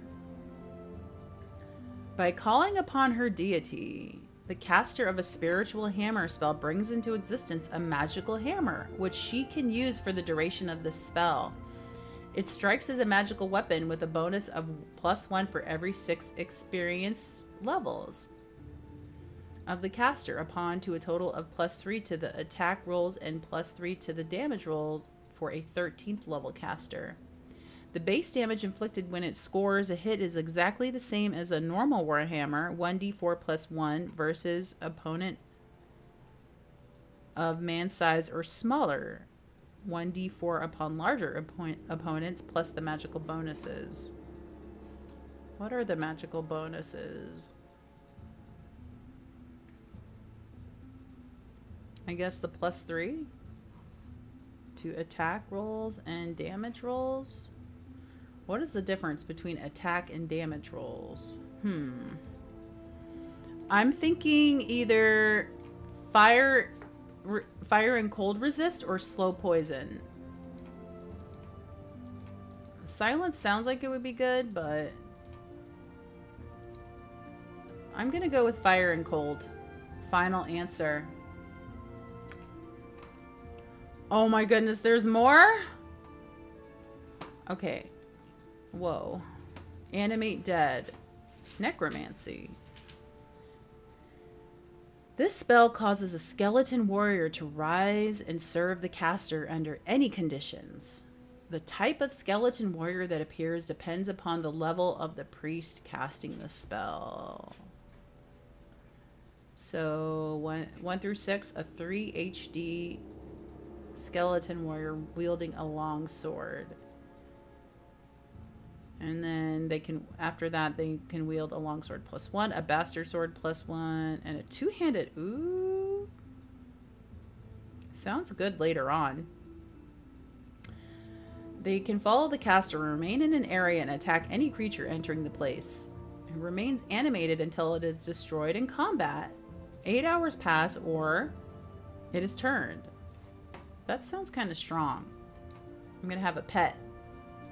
Cure disease. By laying her hands upon a sickly person, the caster can cure almost any disease with this spell. Goober says an attack roll tells you if you hit or miss. Ah. Okay. So you first have to hit or miss, but then if you hit, then you have a damage. So if you hit, you roll for damage. Okay. So +3 to hit makes it more likely to hit, but won't change the damage. Got it. Got it. Okay, that makes sense. The cure is permanent, but does not grant the recipient of the spell immunity from further afflictions. Blindness, deafness, and feeble-mindedness are also cured with the spell. Oh. Some magically created diseases may not be curable by the spell. That sounds good. Cure medium wounds. Heals 14 hit points. The healing cannot affect creatures without corporeal bodies, nor can it cure wounds. I think I already have a heal. I'm going to skip that. Dispel Magic. Removes the magical effects upon anyone within the area. This includes effects given from spells, potions, and certain magical items such as wands. However, it doesn't affect enchanted magical items or spell protection such as spell turning and spell deflection. The chance of the dispel succeeding is determined by the level of the caster and the level of the magic being dispelled. The base chance of successfully dispelling is 50%. For every level that the caster of the Dispel Magic excuse me, is above the original caster. Okay, for every level that the caster of the Dispel Magic is above the original caster, her chance of success increases by 5%. For every level... Okay. I didn't read that. For every level that the caster of Dispel Magic is below the original caster, her chance of success decreases by 10%. Okay. However, despite the difference in levels, there is always at least a 5% chance of success or failure. Thus, if a caster is 10 levels higher than the magic she is trying to dispel, there is only a 5% chance of failure. Oh. Similarly, if the caster is 4 levels lower than the magic she is trying to dispel, there is only a 10% chance of success. Intuitively, this spell is almost useless if the target is 5 or more levels higher than the caster. While this spell dispels the individual effects of Grease Web, Stinking Cloud, and other such spells, it does not dispel the area of effect. Ah. In other words, other people could still walk into it. Glyph of Warding. A Glyph of Warding, it's a guardian sphere, is a powerful inscription magically drawn to prevent unauthorized or hostile creatures from passing, entering, or opening. It can be used to guard a small bridge, to ward an entry, or as a trap on a chest or box. Any creature violating the warded area is subject to the magic it stores. Although a successful saving throw versus spell enables a creature to escape the effects of the glyph. When the spell is cast, the priest weaves a tracery of faintly glowing lines around the warding sigil. When the glyph is activated, it deals 1d4 points of electrical damage per level of the caster. Maybe. That sounds like good to put in choke points. Holy Smite. Let's put a point in it. We can always not take it. This spell calls upon energy from the positive energy plane in order to open a channel between it and the targets. Whew. The result is that any evil creatures within the spell's area of effect take 1d4 points of damage per level of the caster, or half damage upon successful saving throws versus spell. If the victims fail their saving throw, they are also blinded for 1 round. Oh. Okay, so evil creatures take damage, or half damage. But if they fail, they take full damage and they're blinded. Yeah, maybe. Let's see what this one is. Invisibility Purge. Any enemy invisible creatures within the area of effect have their invisibility dispelled. This includes creatures under the effects of Sanctuary, Improved Invisibility, Shadow Door, Invisibility, Mislead, and so on.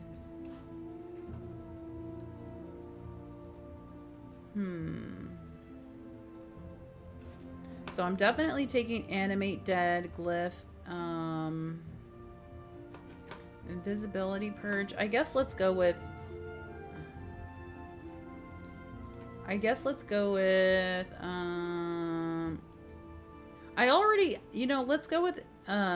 wow.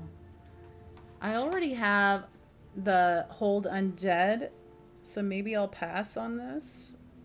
But evil creatures aren't necessarily undead.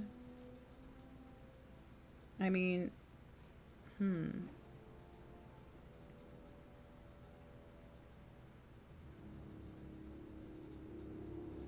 don't know what evil creatures are.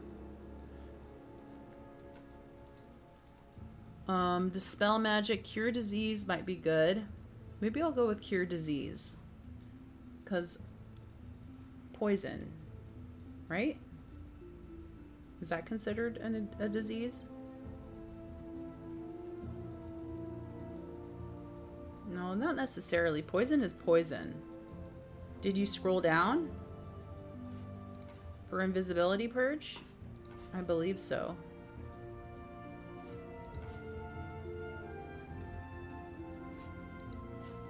Yeah, I think I did. I can't decide, so we can either go with Cure Disease. I don't think I'm going to get another heal right now.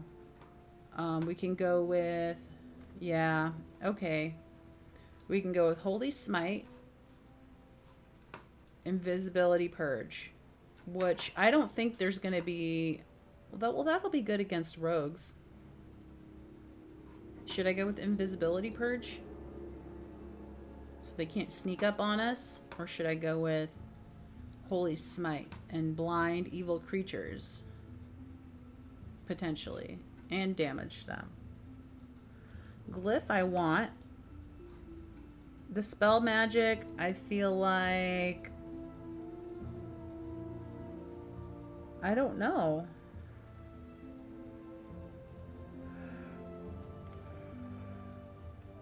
That might be good if someone gets charmed or something. Maybe I should go... Oh my goodness, you're right. There's more. Holy... I see what you're saying. Oh my goodness, there's so many of them. When does it end? Miscast Magic. So, any spellcasting creature that is affected by this spell has its casting ability severely disabled. Ooh. When the creature attempts to cast a spell, it suffers an 80% chance to fail. Creatures can save versus spell to avoid the effect, but do so with a 2% penalty. That sounds strong. Protection from fire. I already have some type of fire protection, so I'm probably not gonna, but it doesn't last longer than 3 rounds. It confers complete invulnerability to normal fires. Fiery Dragon Breath. Into exposure to magical fires. Absorbing 80% of all damage. You know, I already picked some type of invulnerability to fire and cold, so I'm gonna skip that. Remove curse. Ooh. Upon casting the spell, the priest is usually able to remove a curse, an object, a person, or in the form of some undesired sending or evil presence. It does not remove the curse from a cursed shield, weapon, or suit of armor. So it can remove from objects other than armor, weapons, and shields. Although the spell typically enables the person afflicted with any such cursed item to get rid of it. Oh. Certain special curses may not be countered by this spell. So it doesn't apply to all curses. Remove paralysis. By the use of this spell, the priest can be free all allied creatures within an area from the effects of any paralyzation or related magic, such as a ghoul's touch or a hold spell. Rigid thinking. The target of this spell must take a saving throw versus spell or come under its effects. When under the effects of rigid thinking, the victim will randomly wander, attack the nearest person, or stand confused. Maybe. Strength of 1. Goober says, elemental resistances stack. At 100%, it does no damage. Above that, it heals. Really? It heals? Okay, pups. My dog wants me to feed him. Give me a few minutes. I'm almost done. Strength of 1. So you think I should go with the fire resistance? When this spell is cast, party members within the area of effect are given a strength score of 18 out of 75.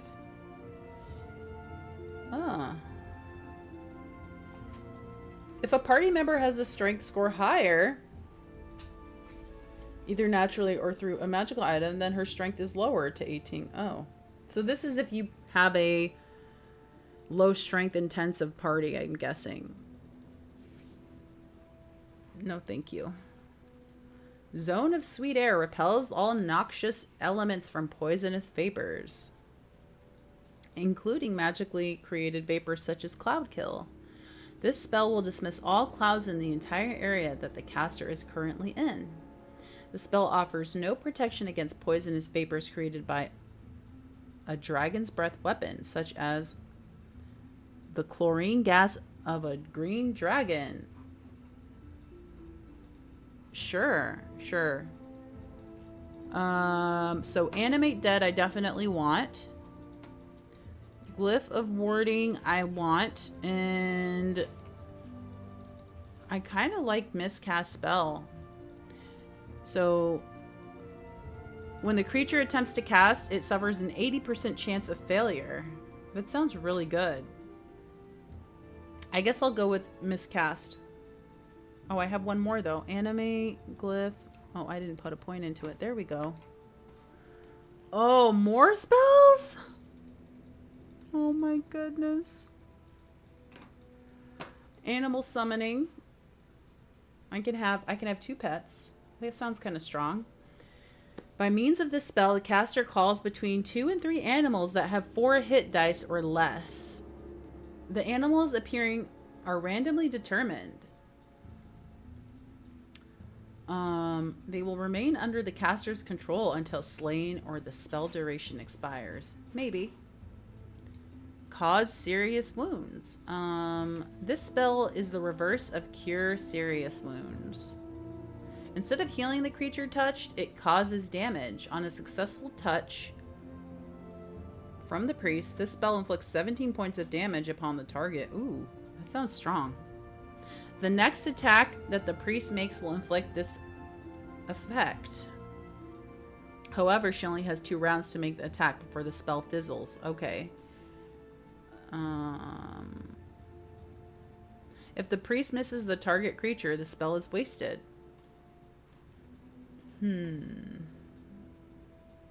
So it sounds like you have to be close for that. Cloak of Fear. This empowers the caster to radiate a personal aura of fear out to a 15-foot radius. All other characters and creatures within this aura must roll a successful saving throw versus spell or run away in panic. So this sounds like I can use this against my party, so I better be careful if I choose this. Oh, but party members are immune to the effects, although the aura of fear may still disturb them. What does that mean? Cure serious wounds. A priest lays her hand upon a creature and deals 17 hit points of wound or other injury damage to the creature's body. Oh, heals, not deals. This healing cannot affect non-corporeal, non-living, or extraplanar creatures. That sounds kind of like a strong heal. Maybe. Death Ward. This spell protects the target from all forms of death magic or for the duration of the spell. This includes, but is not limited to, Disintegrate, Power Word, Kill, Death Spell, and Finger of Death. I have no idea what those are. But maybe. Defensive Harmony. Defensive Harmony grants affected creatures a defensive bonus by bestowing an enchanted coordination on their attacks and defenses. Oh, this allows a group of creatures to act as a single unit for a single battle or encounter. The effect is always centered on the caster, but affects all allies within 15 feet. Those affected can move outside this area after the spell is cast and still enjoy the benefits. While the spell is in effect, each affected creature gains +2 bonus to her armor class. So it's +2 bonus to armor class. When Farsight is cast, the caster is able to view an area of an unexplored map. After casting the spell, simply click on a section of the map that you want to view. This sounds awesome. Maybe. Free action. The recipient becomes immune to anything that affects her movement. That's like Dispel, no? Maybe. Though this spell, the caster imbues herself with the strength and skill of a fighter of the same level. The priest's strength score is set to 18 over 00, even if it's normally higher. Her THAC-O becomes that of a fighter of the same level, and she gains 1 temporary hit points per level that will last the duration of the spell. Lesser Restoration. So the life energy level of the recipient is raised. Life energy level. This reverses any previous life energy level drain of the creature by a force or monster. The casting of this spell is very draining on the priest, and she will likely require rest immediately after the casting, and as it will cause days worth of fatigue almost instantaneously. Mental Domination. When cast upon a subject, the subject must make a saving throw versus spell with a -2 penalty in order to avoid the priest entering her mind. The effects of this spell are similar to those of the wizard spell Domination, with a few minor differences. Most notably, this spell gives the priest no access to the subject's thoughts, memories, or sensory apparatus. The priest simply is able to command the subject to perform certain tasks or functions during the spell's duration. Ooh. So I can have, like, them open doors and stuff. To control the subject, the priest must be within range and must be able to see the subject. This control will last until dispelled or for the duration of the spell. I like that. Negative plane protection. The spell affords the caster or the touched creature partial protection from undead monsters with negative energy plane connections, such as vampires and certain weapons and spells that drain energy levels. The negative plane protection spell opens a channel to the positive energy plane, possibly offsetting the effects of the negative energy attack. So a protected creature struck by a negative energy attack is protected against any form of level draining for the duration of the spell. Protected creature suffers only normal hit point damage from the attack and does not suffer any drain or experience. Drain of experience? They could steal your XP? This spell cannot be cast on the negative energy plane. That is so messed up. I think I'm gonna go with mental domination. What was the other one I had? Animal summoning. Maybe I'll skip animal summoning. And I'll go for mental domination, and I like Farsight. What did I have? Oh, cure serious runes, Farsight. But let's read. I'm gonna still see what else we have here. Neutralize Poison. This spell removes all toxins from the body. Goober says they can, and it is exactly as much of a pita as it SL. Oh, as much of a pain as it sounds? Yeah. Better avoid the vampires then. This spell removes toxins from the body, both natural and magical. Neutralizes any poison and restores 10 lost hit points. Cures... will also cure any disease that the target might be suffering from. Whoa, that's kind of strong. Poison. So I could poison victims. I'm not going to go with that. The damage inflicted depends on the level of the caster. So 7th to 9th level, 2d8. What about the first level?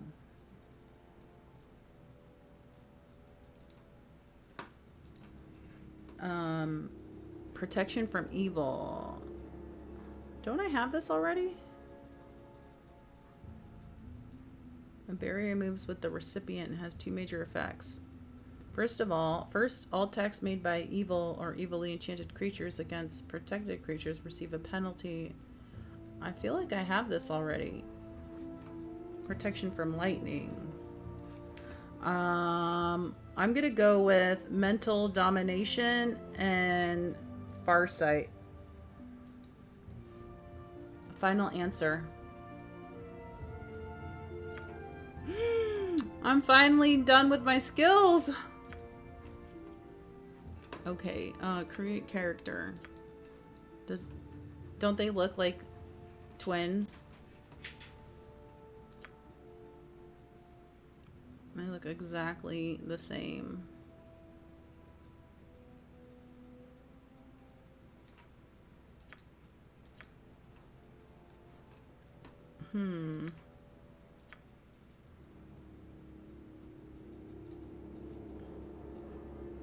Clothing. She's wearing purple. It's more of a... what is that, like a fuchsia color? Goober says, oh, I suppose you wouldn't know. This is a direct sequel. You can carry over your character from 1. The game doesn't start at level 1. Oh. Okay, I didn't know that.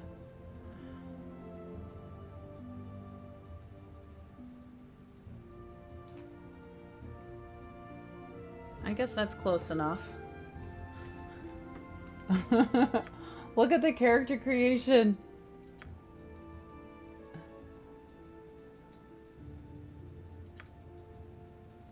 There, I think that's as good as we can get it.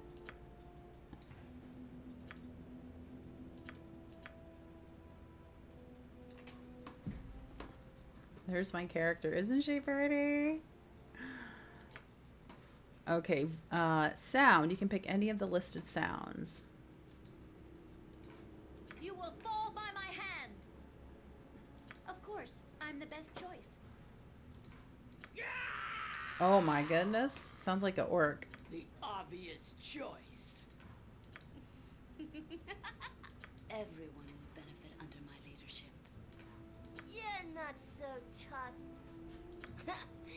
Now that I'm in charge, we'll be sure to have some fun. You will fall by my hand. Of course, I'm the best choice. Oh, that's the default one, right? You will fall by my hand. No one is more worthy. Let's do this quick and painful. I'll get the job done, whether leader or not. To battle with no regrets. I shall endeavor to be an inspiring example. I'm just listening to the voices. Battle and victory. I will strive to lead responsibly. To battle and victory. You're not so tough. We'll go with the sultry voice. Everyone will benefit. Okay, so here's my character. Female elf, priest of Lathander, neutral good. 14th strength, 15 dex, 17 con, 8 intelligence, so she's dumb. Very wise and moderately charismatic. Armor of faith, bless, command. Wow, you start with a lot of spells. Wait. Oh. What? I can't possibly have all of these. I'm so confused right now. Okay, those are the known ones. I'm pretty sure, whatever. So Warhammer, Flail, Morningstar, and Sling. We can make a biography? Whoa, your history is nearly as unknown as your future, and the things that are certain seem more fancy than fact. As unlikely as it may seem, you have the blood of a deity coursing through your veins. You are the product of the time of troubles, a cataclysmic period when the gods were made flesh and forced to walk the earth among their followers. One such deity foresaw both the event and his inevitable death because of it, and so took steps to effort his resurrection. This god strode the land before he was made to, and in his wake left a score of mortal progeny driven to conquer and rule. They were not intended to be his successors, but rather the fuel for his rebirth. Heroes would rise to counter these tyrants, and when their evil fell, it would fall to the Father. The god was Baal, Lord of Murder, and you are one of his children. Damn you, Daddy. You were cared for as a child by Gorion, a powerful wizard that you may have had even more that may have had even more powerful friends. It was his influence that allowed you to spend your youth in the library fortress of Candlekeep, where the resident monks schooled you in your skills. Children were an oddity at the keep, though you did have a friend in Imoen. She seemed a kindred spirit, though you knew no more of her background than your own. Gorion never explained how you or she came to be there, or why you needed such a secluded home. It was only after his death that you learned the truth about your bloodline, when you were forced into conflict with his killer, another child of Baal. Saravak was the sibling's name, and he had embraced his foul origins, determined to exploit them and become the next Lord of Murder. He sought to create death on a massive scale, a war of sacrifice that would prove his claim to his father's throne. You unraveled his carefully wrought plans, and ultimately it was you that took his life, sending his taint back to Baal, a victory of sorts. Now you face an uncertain future. A child of murder, you have a lineage that will tempt the ignorant to fear you and the unscrupulous to use you. And always, the essence of Baal is within, exerting its dark pull when you are weakest, which is the greater fear, losing your life to fuel the fire or losing your will to becoming it. So I'm a good priest that has that's from an evil bloodline. Okay. Name. Let's keep this simple. Go with the name I always go with. Usually. Not always, but sometimes. Okay. Accept. Story mode. Difficulty. So I probably don't want to go with story mode. We want some challenge. Usually the party gains a +6 bonus to luck. Enemies have their damage reduced by 50%. Party members cannot permanently die. Oh. Oh, okay. In normal, they can't permanently die either. That would be sad. So normal enemies deal 25% less damage. Party members cannot permanently die. Hit point rolls are maximized, and spells can be copied into spellbooks without failure. Core rules. This setting is aimed at veteran players who are well versed at D&D. I think I'll go with normal. I don't want my party members to permanently die, so we'll go with normal. Venture forth. Oh my. The game is starting. Can I save? I need a break. I need to feed my dog and let him out and get a second cup of coffee. And Child of Baal has awoken. oh. It is time for more experiments. Ow! Will only be passing. You should survive the process. He just fire blasted me. Interesting. You have much untapped power. Interesting. Fire doesn't completely burn you. You realize your potential. Who is this golem? Intruders have entered the complex, Master. They act sooner than we had anticipated. No matter, they will only prove a slight delay. Who is this jerk abusing me?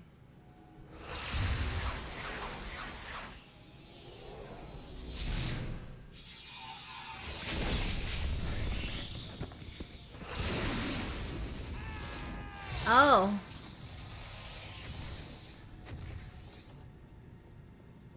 What's happening? Wake up, you. Wake up. A Moen? Come on. We have to get out of here. Can I save? I don't think I could save yet. So if I can't save, what I'm going to do is I still have coffee in my cup, but it's cold.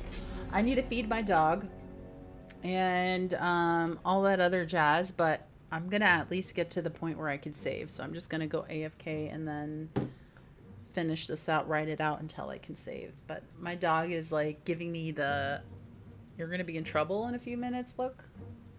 So BRB.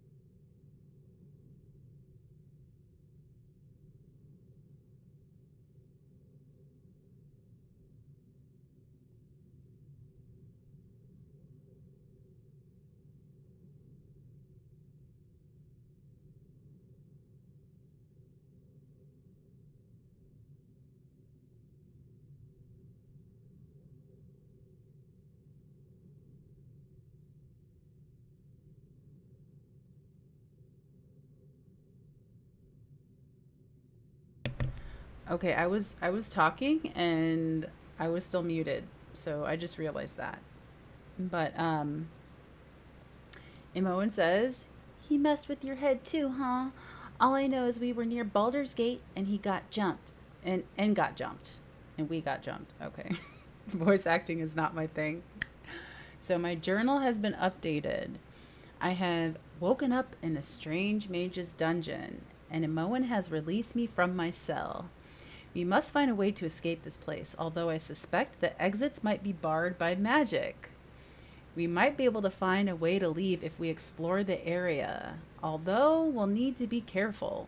Who knows what traps this mage has laid, or what guards he employs.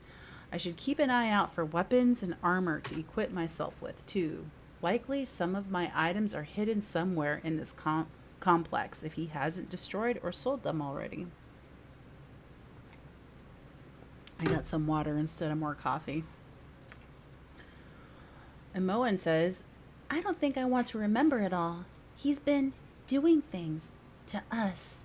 Savastra, we have to get out of here. And I'm going to say, I could say, can I trust you? I'm going to say, all right, I'm moving. I ache all over, though. Yeah, me too, but my head hurts the most. Yours too, by the sound of the screaming. We just have to get out of here. And I can say,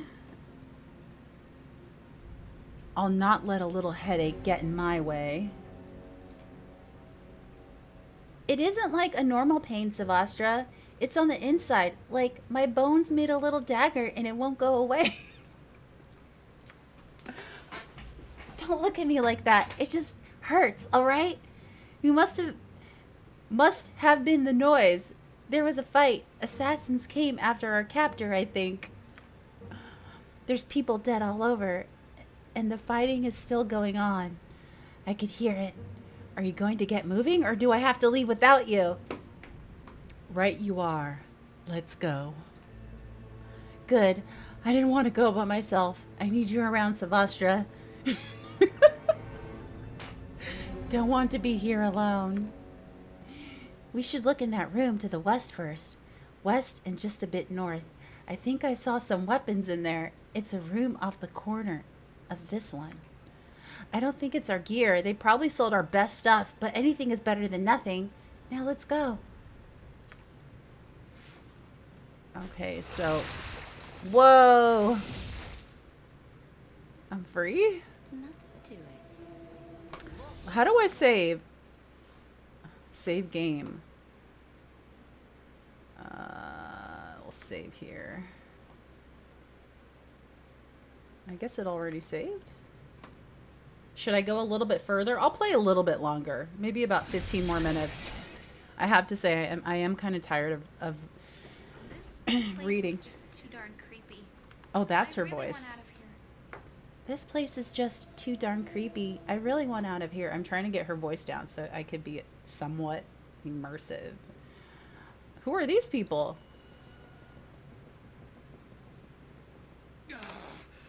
Minsk will be free. These Hold on, my screen is all messed up here. There we go. Minsk. So he says, Minsk will be free. These bonds will not hold my wrath. Butts will be liberally kicked in good measure. So I'm going to say, Minsk, your mighty warrior spirit must find these bars unbearable. Time is short for talk that is small. Release me. I will rain beatings down upon all who have dared touch me. And Dynahair, she will be avenged. And I'm going to say Dynahair. Is there another trapped here? Trapped? Her spirit is trapped in a cage created by my failure. I was to guard her, but they killed her as I watched, you see. I know not who they were, but I will redeem myself. Minsk, that is horrible. I'm so sorry for you. I won't cry for the dead. I won't, okay? Maybe a little. But I will staunch the flow of tears with righteous fury. Lullaby and goodnight, evil. Minsk will make you pay. Will you help me? We must join together once more, and our fury will be such that bards will run their quills dry. Yes, ink will be scarce in wherever we go. And I will say, I will try and free you, but I don't know how to open your cell. I do not know either. The bars have no lock at all. They are smithed together. I am proud that they feared me enough to imprison me permanently. Permanently? That's going to make this difficult. But you will keep looking, of course. You would never give up. I know this. A hero always succeeds, and a hero never stops short of her goal. And I will say...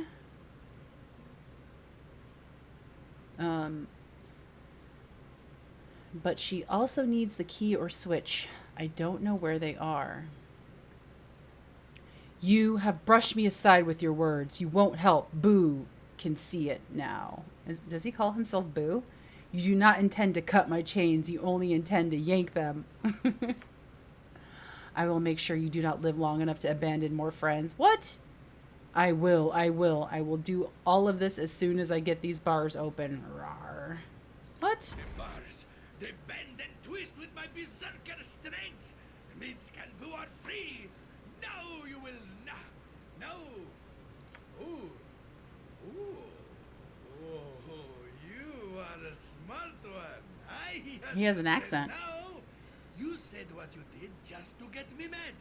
Mad enough to break free. You are as smart as Boo sometimes. Does he call himself Boo? Boo is his pet miniature giant space hammer? What?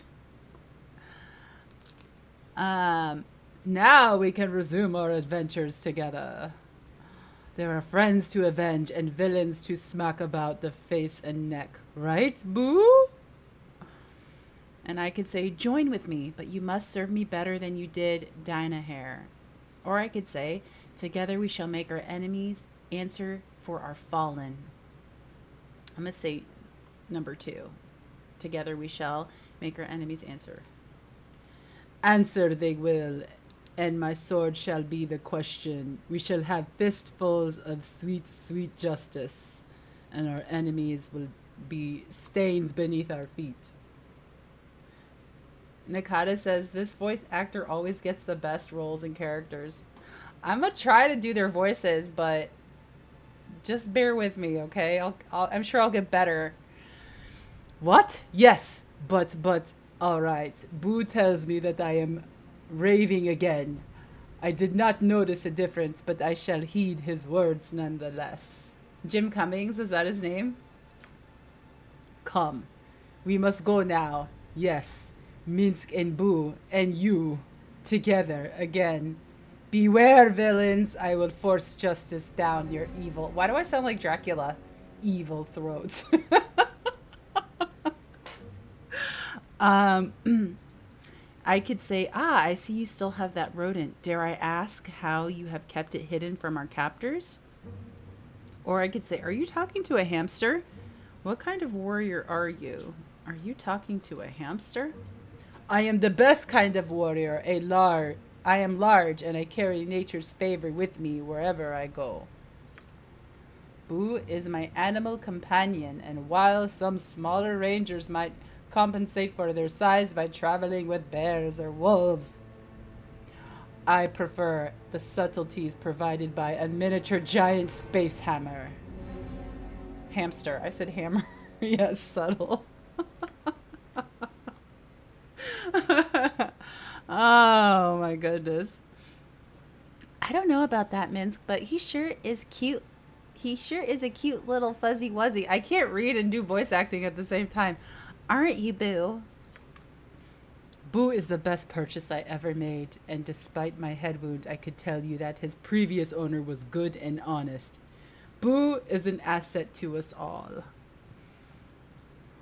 I could say, why don't you just head off on your own and we'll meet up again? Or I could say, then let us be, I'm going to say, let us be off.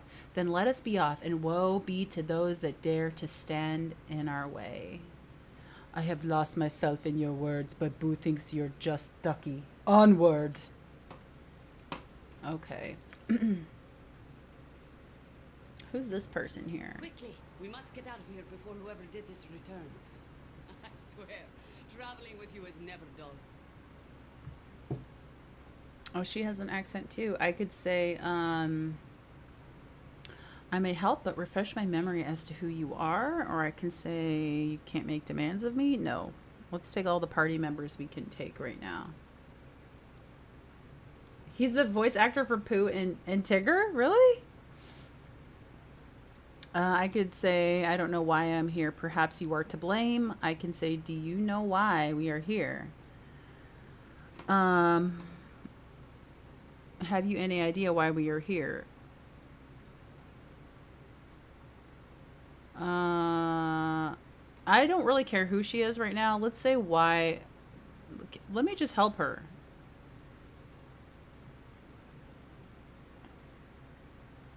I guess I'll say, have any idea why we're here? No, I do not. I would rather we furthered the investigation at a time that was more in our favor.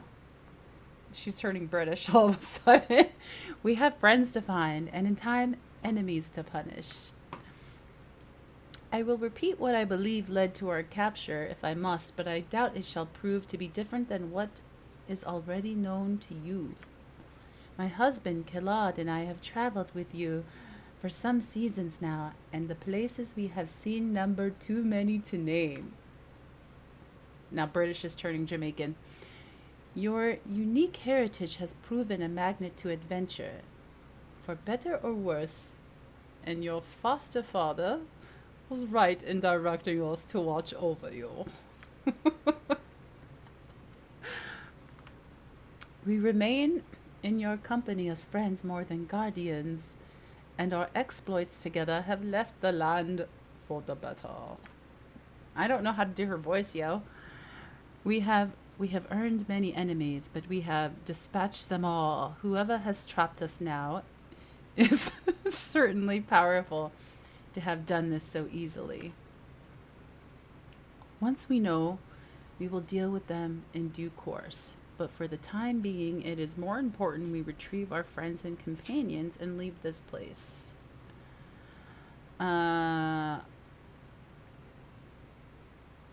could say, I'm not going to say number one, because I want her to join me. I could say, but your cage seems to require a key. Where is Khaled now? They should be more careful. If they are weak. Let's say I need a key. So I'm going to say I agree. Your cage seems to require a key of some magical nature. I don't know if you are of sufficient strength. It is possible the cage may be broken. If not, you may have to search for whatever key it might need. Do not try to hurry. I wish to be out of here. Sorry, do try to hurry. I'm getting tired, guys. Do try to hurry. I wish to be out of here before the owner returns. The ease of our capture suggests it may be beyond our power to resist. It would be best to face the culprit another day on our own terms. So go, be quick. We must free ourselves soon.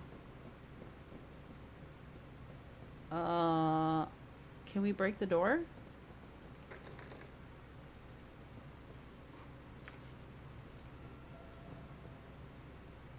You have failed to force the door. What if I have this guy break it? Because he's strong, right?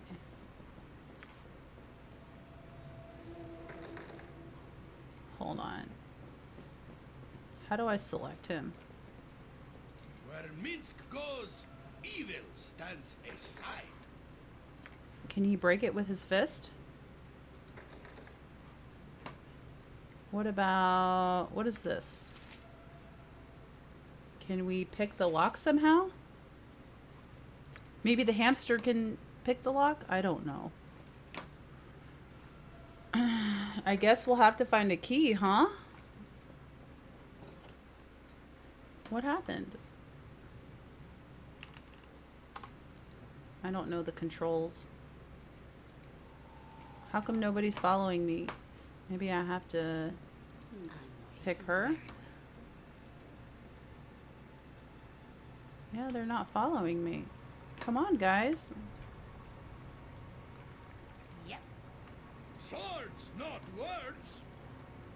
What name? Gotcha.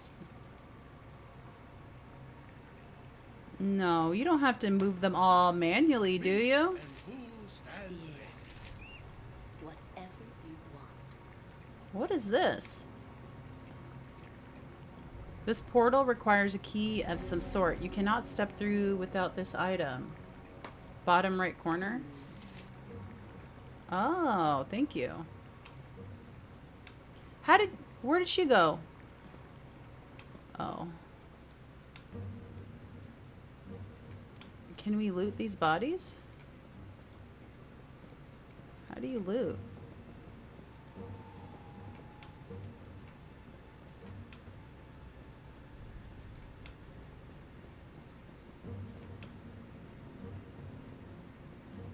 Oh, am I gonna have to fight this guy? Weapons. Oh, that's... Whoa, there's every weapon type in here. There's a mace. There's an axe.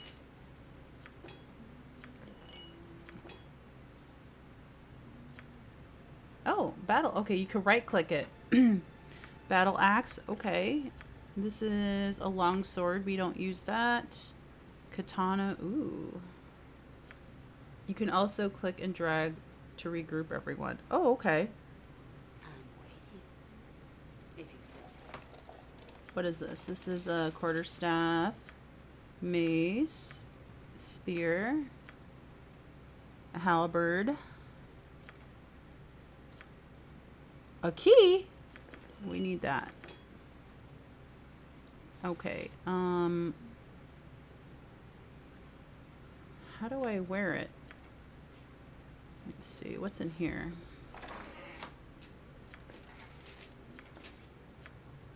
This is a helmet. What kind of helmet is this? Not usable by... So I guess I can use this. And this is leather armor. Can't I use studded leather armor? Can't I use chainmail or something? Splint mail. Chainmail. Buckler. I guess I'll use splint mail.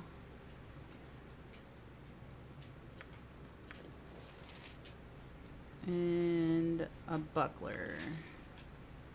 This is a small shield. Can I use the small shield instead?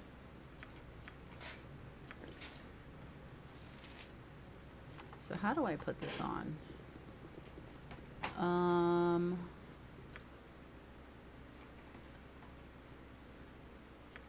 Abilities? No.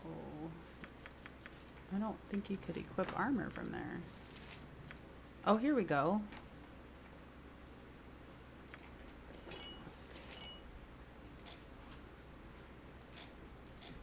Oh. What? Quick weapons? How do I put this on?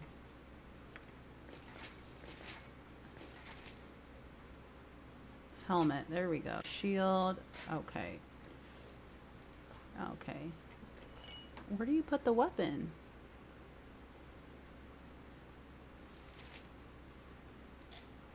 Cannot use? I can't use this weapon, huh?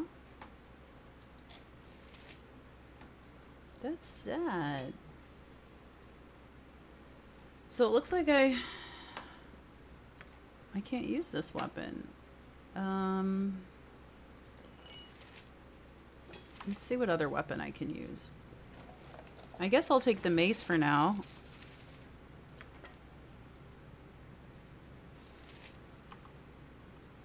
Is the axe a two-hander? Oh, not usable by Cleric. Even though, okay. Clerics can't use bladed weapons, so no axes. Oh, it was a hammer that I could use. I gotcha. Okay. I always get confused between those two weapons. There we go. So let's put this axe back. And let's, okay, staff. Okay, let's now, Ready and willing. what is she? She's a, what class is she? She looks roguish.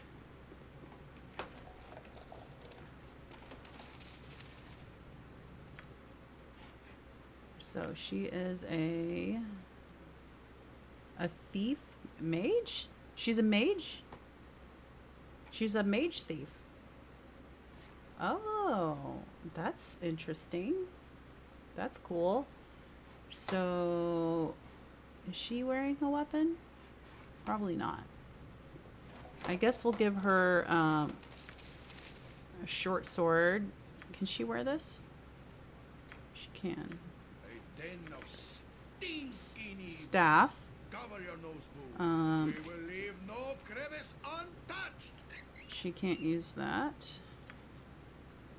Okay. And then armor-wise, leather armor, studded leather armor. What is she wearing right now? Let's see. She's not wearing anything, so we'll give her studded. No, we'll give her the leather armor. Can't be used by mages. Does she have to be naked?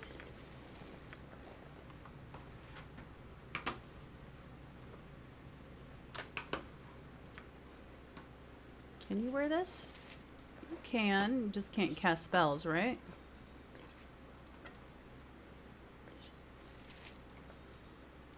Since she can't cast spells, we'll do maybe a buckler. We'll give her a buckler. Until we get some cloth armor or something. Here we go. And Mr. Minsk here. His day. What class are you? I'm not used to this yet. He is a... Oh, he's a ranger? He is a ranger. So... Oh, look at his hamster. That's cute. Jump on my sword while you can, evil. I won't be as gentle. A spear. Maybe we'll go with spear for now. And because there's no bow or a katana. You can have two weapons. We'll give you the chainmail.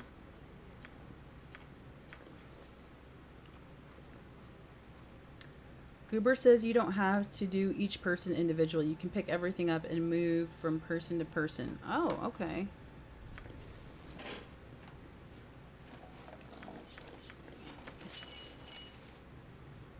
Let's do that. So we're gonna put the chainmail on him. And he will have a spear, a katana, and let's see, longsword, halberd, battle axe. Oh, here's the warhammer. This belongs to, how do I, there we go. We'll give him the two-handed sword. But he'll start with the spear. And we'll give her the battle axe. Nice. Nice. Actually, we'll switch these. Wait. Warhammer, I'm sorry. And we'll switch those. So she can primarily use the hammer. And put this in a second. Okay. Let's go back. I don't know what he's going to do if I talk to him, so I'm going to go back and try to... I have a key. Oh. Regroup, guys. Of course. Oh, that's much easier. The servant awaits. Well, that is a relief, and about time too. We should be going immediately. Not only might our host come back, I simply must see the sun again in none too short a time. This dank place stifles me. So I could say, we will leave immediately and celebrate once we are out of this hole. Or I could say, you are welcome, so long as you remember I am leader. No. I'm going to say, we will leave immediately and celebrate. As you would have it, though there are other friends we must find as well, it is good to share your company again. Okay. Can I save again? How do I do this? Oh, you could pause. Oh. Save. Is there a quick save? Okay.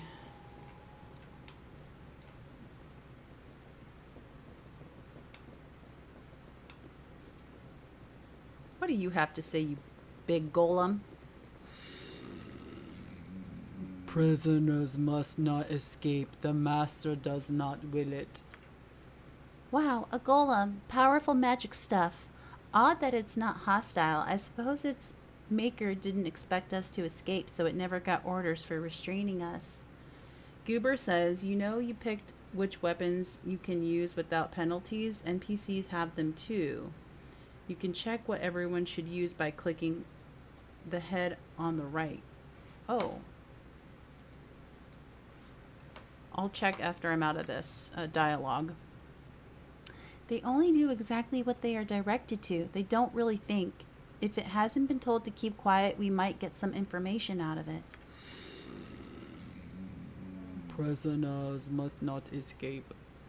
I could say, who is this master that you speak of? I am not permitted to speak. Return to cell. He's not permitted to speak.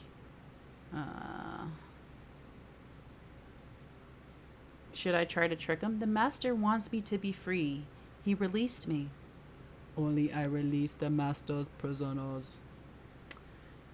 So you are his and must return to cells. It is his wish. I don't want to say any of these. Can I hit escape? You are a mindless golem. I shall find no answers from you. Okay, he looks quite angry. So let's see what you're talking about here. Click the head, you said? When you picked which weapons you could use, you can check what everyone should use by clicking the head to your right. Yeah, is this the head to my right?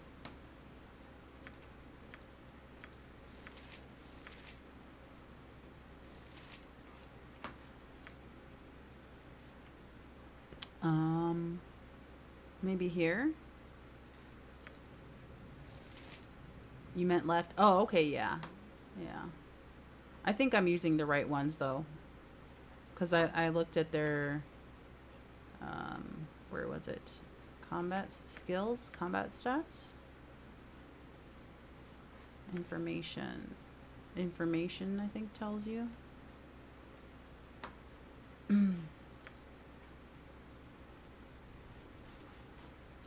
Anyway, I know that I can use a hammer, and I think I have it, but that's good to know. Can we sneak through here? Oh, they can't fit. What's going on? Oh, I forgot to give her armor.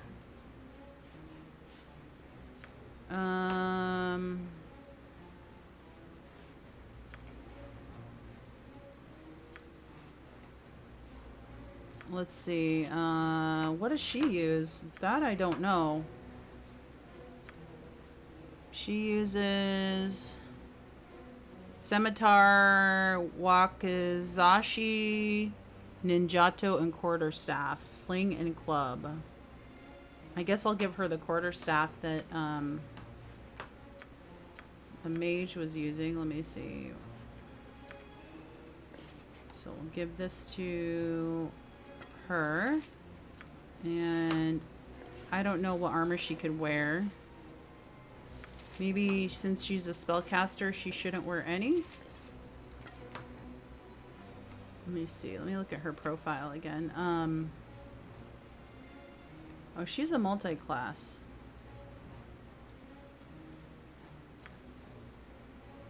Fighter Druid. I guess for now we're going to give her armor.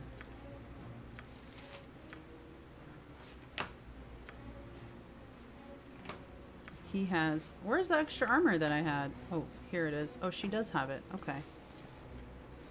Cannot change armor during combat. Well, okay. How do I fight? What's happening? I'm so clueless. It's telling me, but... Oh, I can bring this up?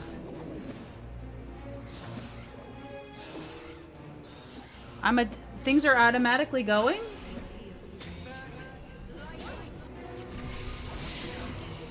Wow. Are they auto fight?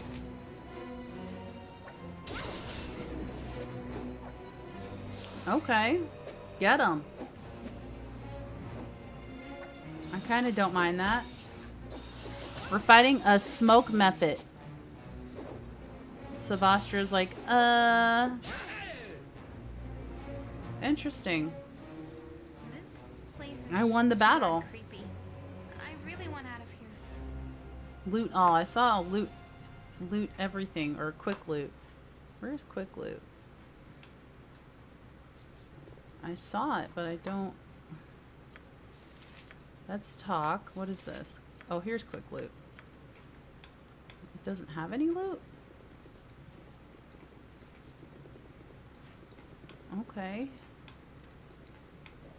What's over here? A door? This place is just too darn creepy. It's locked. Can we break the door down? You have failed to force the door. What about Minsk? Live by the sword. Live a good long time. We have failed to... Don't we have a key? Maybe we used it already?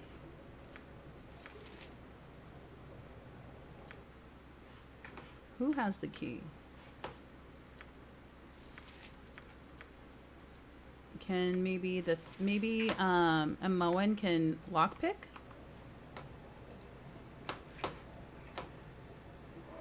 Yep, you can press the sword icon at the bottom to tell them to manually. Oh. The sword icon. Hold on. Something up? Right you are. What's happening?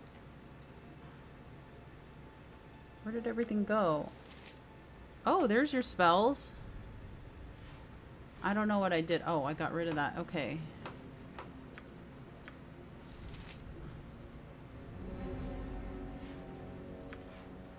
What is this? This is... No, let's detect traps. Thieving. Here we go. Can we open this? May be warded against some simple spells. What is this? Cast spell? Chromatic orb. Identify, magic missile. Stinking cloud. Strength. Web. Haste. Lightning bolt. Monster summoning. Minor globe of invulnerability. How do we get out of here?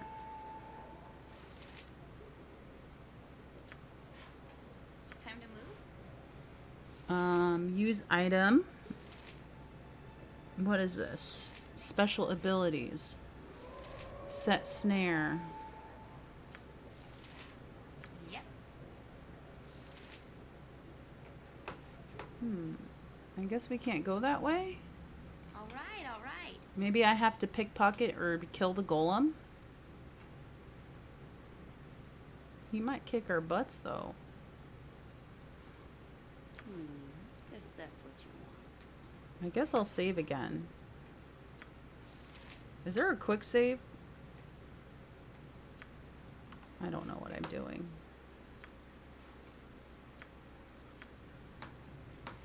Let's see, is there a quick save? Gameplay. Enables cloud saves. Weather. Assign keys. Quick slots. Miscellaneous quick load. Quick save is Q. Can we make it F5? Not 5. Revert.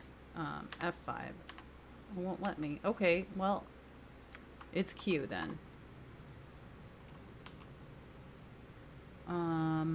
So I guess let's...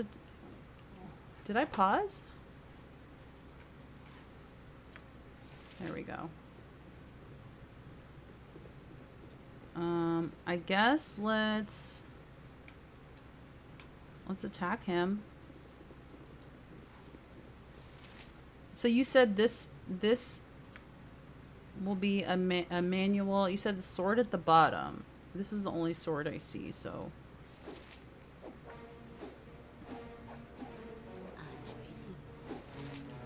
Oh no, don't attack each other. They're attacking each other. Oh my goodness. I used quick load. Yep. I didn't mean to do that.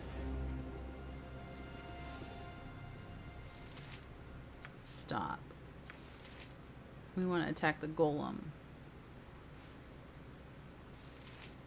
Who's this? This is... No! Oh my goodness. I'm sorry, I don't know how to play. What is this stuff here? Quick formation? Nothing to it. Oh, is that like their positioning? Interesting. Let's do it this way for now.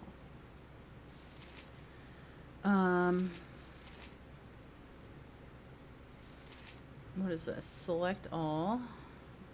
Reveal details. Oh. I like that.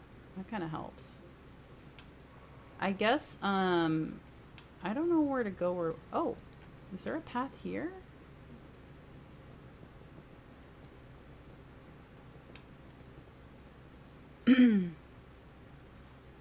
The bodies of several black-hooded thieves litter the hallway, slaughtered by a massive release of magical energy from the distant explosions that you can still hear.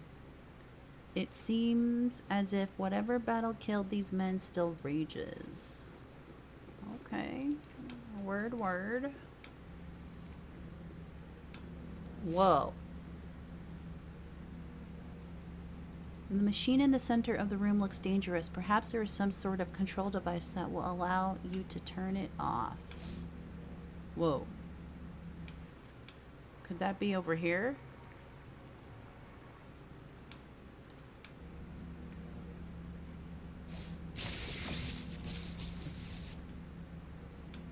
I'm afraid to go in there. Let me go back in this room.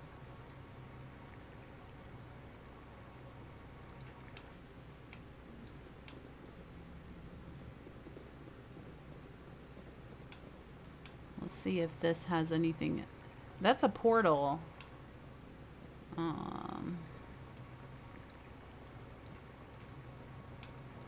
Doesn't look like there's anything in here.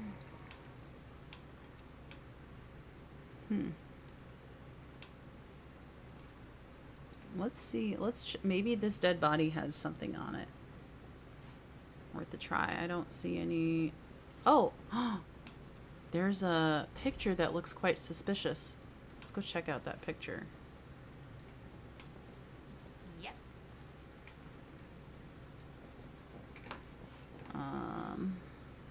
Viewpoint. And where Minsk goes, Break it.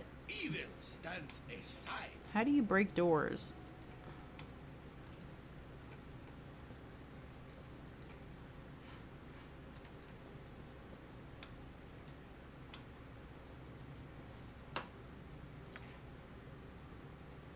Swords, not words. Jump on my sword while you can, evil. I won't be as gentle. Yeah, I don't know what to do. Well, let's go check out this picture.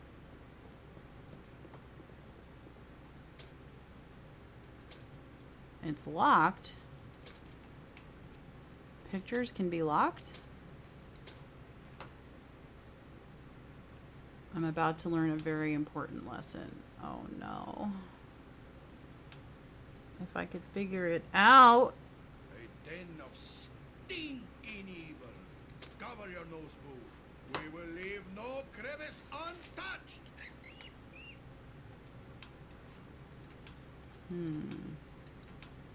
Maybe I could use the hamster. Well, come on. Can you select the Minsk hamster? and boo stand ready. Very well.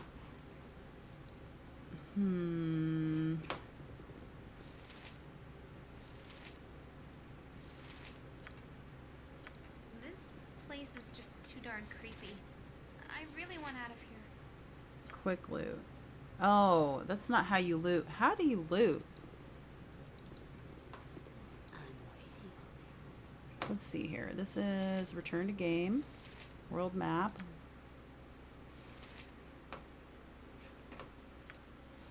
Quests. Find a way to release Jahara. We did that. Important events. Inventory. Character. Mage spells. Priest scrolls.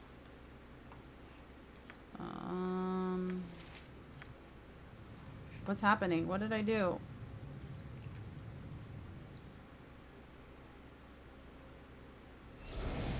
Gotta hand it to you. You sure have some kind of courage to sleep in this place. I would have run screaming 1,000 times over if you weren't here. Oh, I rested. That was unnecessary.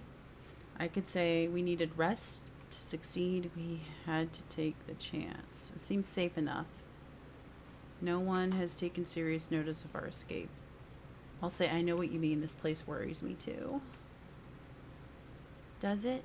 Then I feel better. I figured I didn't deal with this as well as you. We're alike because of Gorion, but I prefer being in the background. I could say, I'll say, do you remember much about him? My memory is still fuzzy. He was a great mage and supposedly a great adventurer. It's funny, we lived with him for years, and Jahara seems to know more about him. Nonsense. He was secretive with everyone. We just had mutual acquaintances. I guess he was a big friend of the Harpers. Even got a visit from Kelben Blackstaff once. Real powerful mage. Talked to Gorion like an equal. I wish we could go back to those days before all this fuss and bother. Before I learned, well, we've seen so much. Candlekeep seems so small now.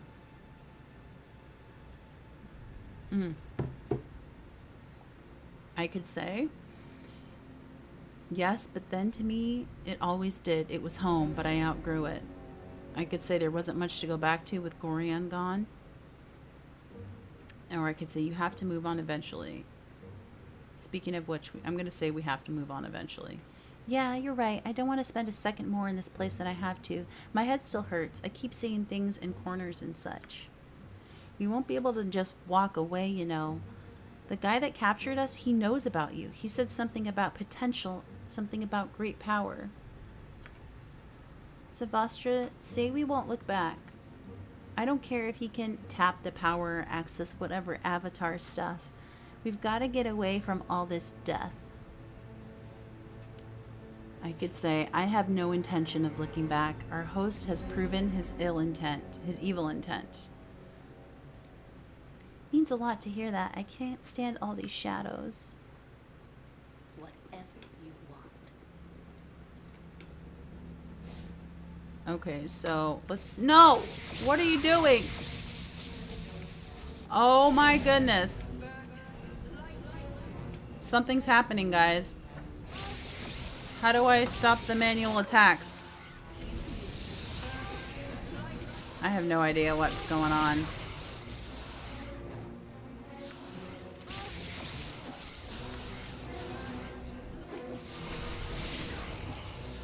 I guess I'll let them do their thing.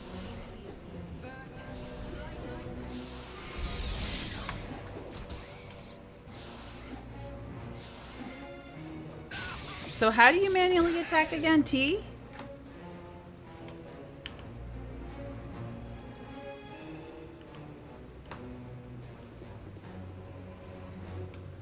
Oh, she harmed him? Yeah. I just wanted to select one. Yeah.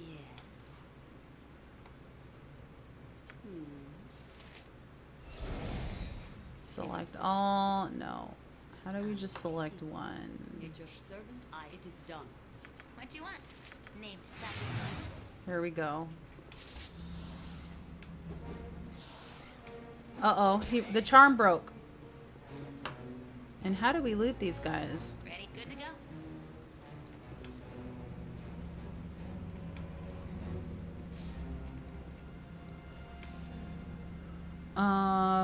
So I'm gonna have to run through. Come on, you could do it. No, I guess bait him. Bait him back.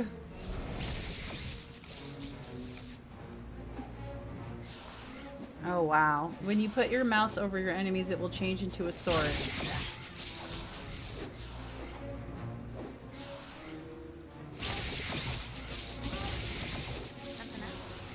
Can't say that it's doing that.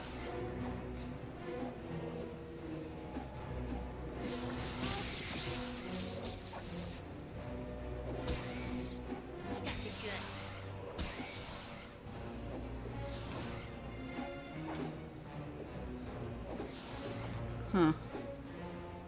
See, look. Oh, there it is. You got it. Their hitbox is actually the circle. Okay. Okay.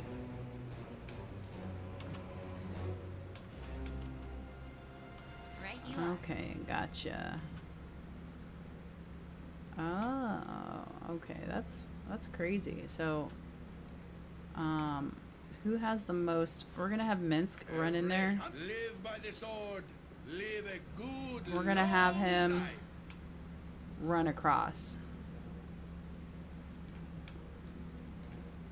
Oh. The machine buzzes with electrical energy. How come it didn't try to attack him this time?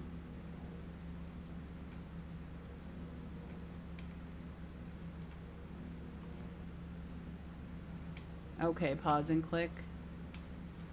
Thank you.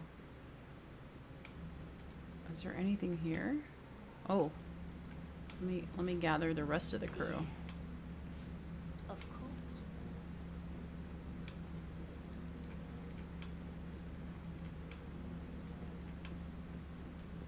I guess I'll save. So, quick save. Q.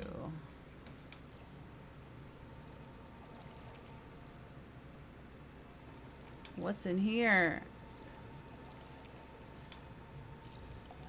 Whoa, this place looks magical. Otaka. Imoen, welcome. You have escaped somewhat later than I have hoped. I am Otaka. Who? Ah, I see I must talk to, no offense, Imoen, but I am curious how Savastra will react to me. Savastra, I have questions. Be not afraid. I can say my thanks. How is it that you know my name? What is going on here? Or I can say I have escaped. I now wonder what part of you had in my capture. Let's talk to him. Your name is well known amongst those who watch. Your life's thread is bright indeed, though in your path lies many a dark and frayed end. As to easing your mind and answering such questions as those that surely plague you, it is not my place to do so. I am sorry. I can say, I care little for your excuses, answer my questions, or feel my wrath.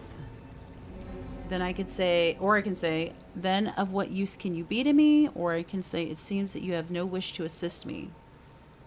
I'll say number 2. Then of what use can you be to me? Such assistance you will get from me depends on yourself. Are you prepared to answer my question? I can say, to what end? Why do you need me to why do you need to ask me a question? I'll say, to what end? I suffer a terrible curiosity. I see paths that branch in 1,000 directions and each 1,000 again. But for all I see, Savastra, remains a mystery. All I wish is a single answer. Tip the scales this once to me, and I shall tip them to you in return. Shall you answer me, or shall you strike out of your own? Strike out on your own. I'm going to answer his question. I need help. Then here is my hypothetical question. You and your sibling are captured and locked in separate cells, unable to communicate. The mage responsible appears and speaks. He explains his sadistic game. In each cell, there is a magical button. If you press your button and your sibling does not, you will die. But your sibling is free. If your sibling presses the button and you do not, then they will die, but you will go free. If neither you nor your sibling press the buttons, both of you will die. If both of you press your respective buttons, both of you will die. The mage says that you have 1 turn of the hourglass to decide your action, then he leaves. This is silly. Buttons are not how one escapes dungeons. I would smash the button and rain beatings liberally down on the wizard for playing such a trick. Verily, of that I have no doubt, Minsk, but the question is hypothetical and requires an answer born of the wisdom of Savastra, not your impatience. Tell me, Savastra, do you press the button? So if I press the button, I die, or my sibling dies. Oh damn, I don't remember. I will not press the button. I'm not going to play their games. Truly, I had not thought you to be a coward until this day. Mingle with your brethren, coward. I shall test your mettle. Oh, damn. He didn't like that.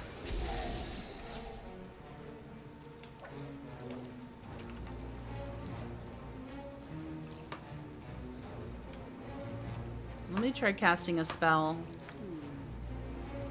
Let's see. What is this? This is Cure Light Wounds. Let's heal somebody.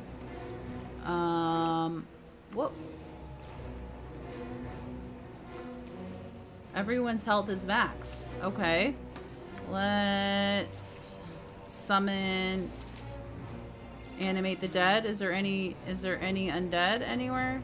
Any dead people? Corpses? Do I need that?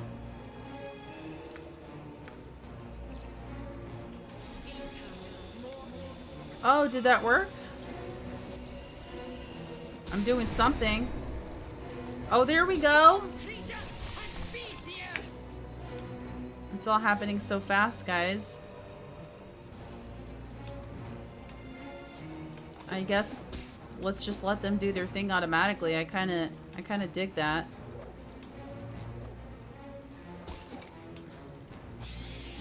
I mean, I guess when it gets harder, I'll have to pause, but Oh, is there loot there? No. You have come through after all, Savastra. Here, then, is the advice that I offer. Seek out Rylev. He has been waiting for one such as you. Offer him the release that he craves, and you shall find that the focus of your journey shall soon become apparent. Farewell. Was he like a genie? Oh my. If that's what you want. Come on, guys. I'm waiting. Gather near. Which way should we go? I guess let's go this way. Whoa. Goblin uninjured. Pause. Time to move? Let's see what's... I don't think she could cast spells right now because of her armor. Yes. Let's do... Oh, my undead is still up. Okay. Does anyone need heals? No. Doom. Protect from evil. Remove fear. Farsight. Miscast Magic. Glyph of Warding. Let's try it for funsies.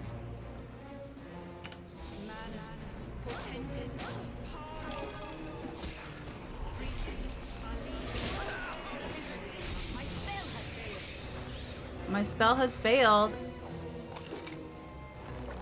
Okay, let me try healing then. What is this? Cure light wounds. So let's cure my actually, you know what? Let's cure Jahara. With vengeance.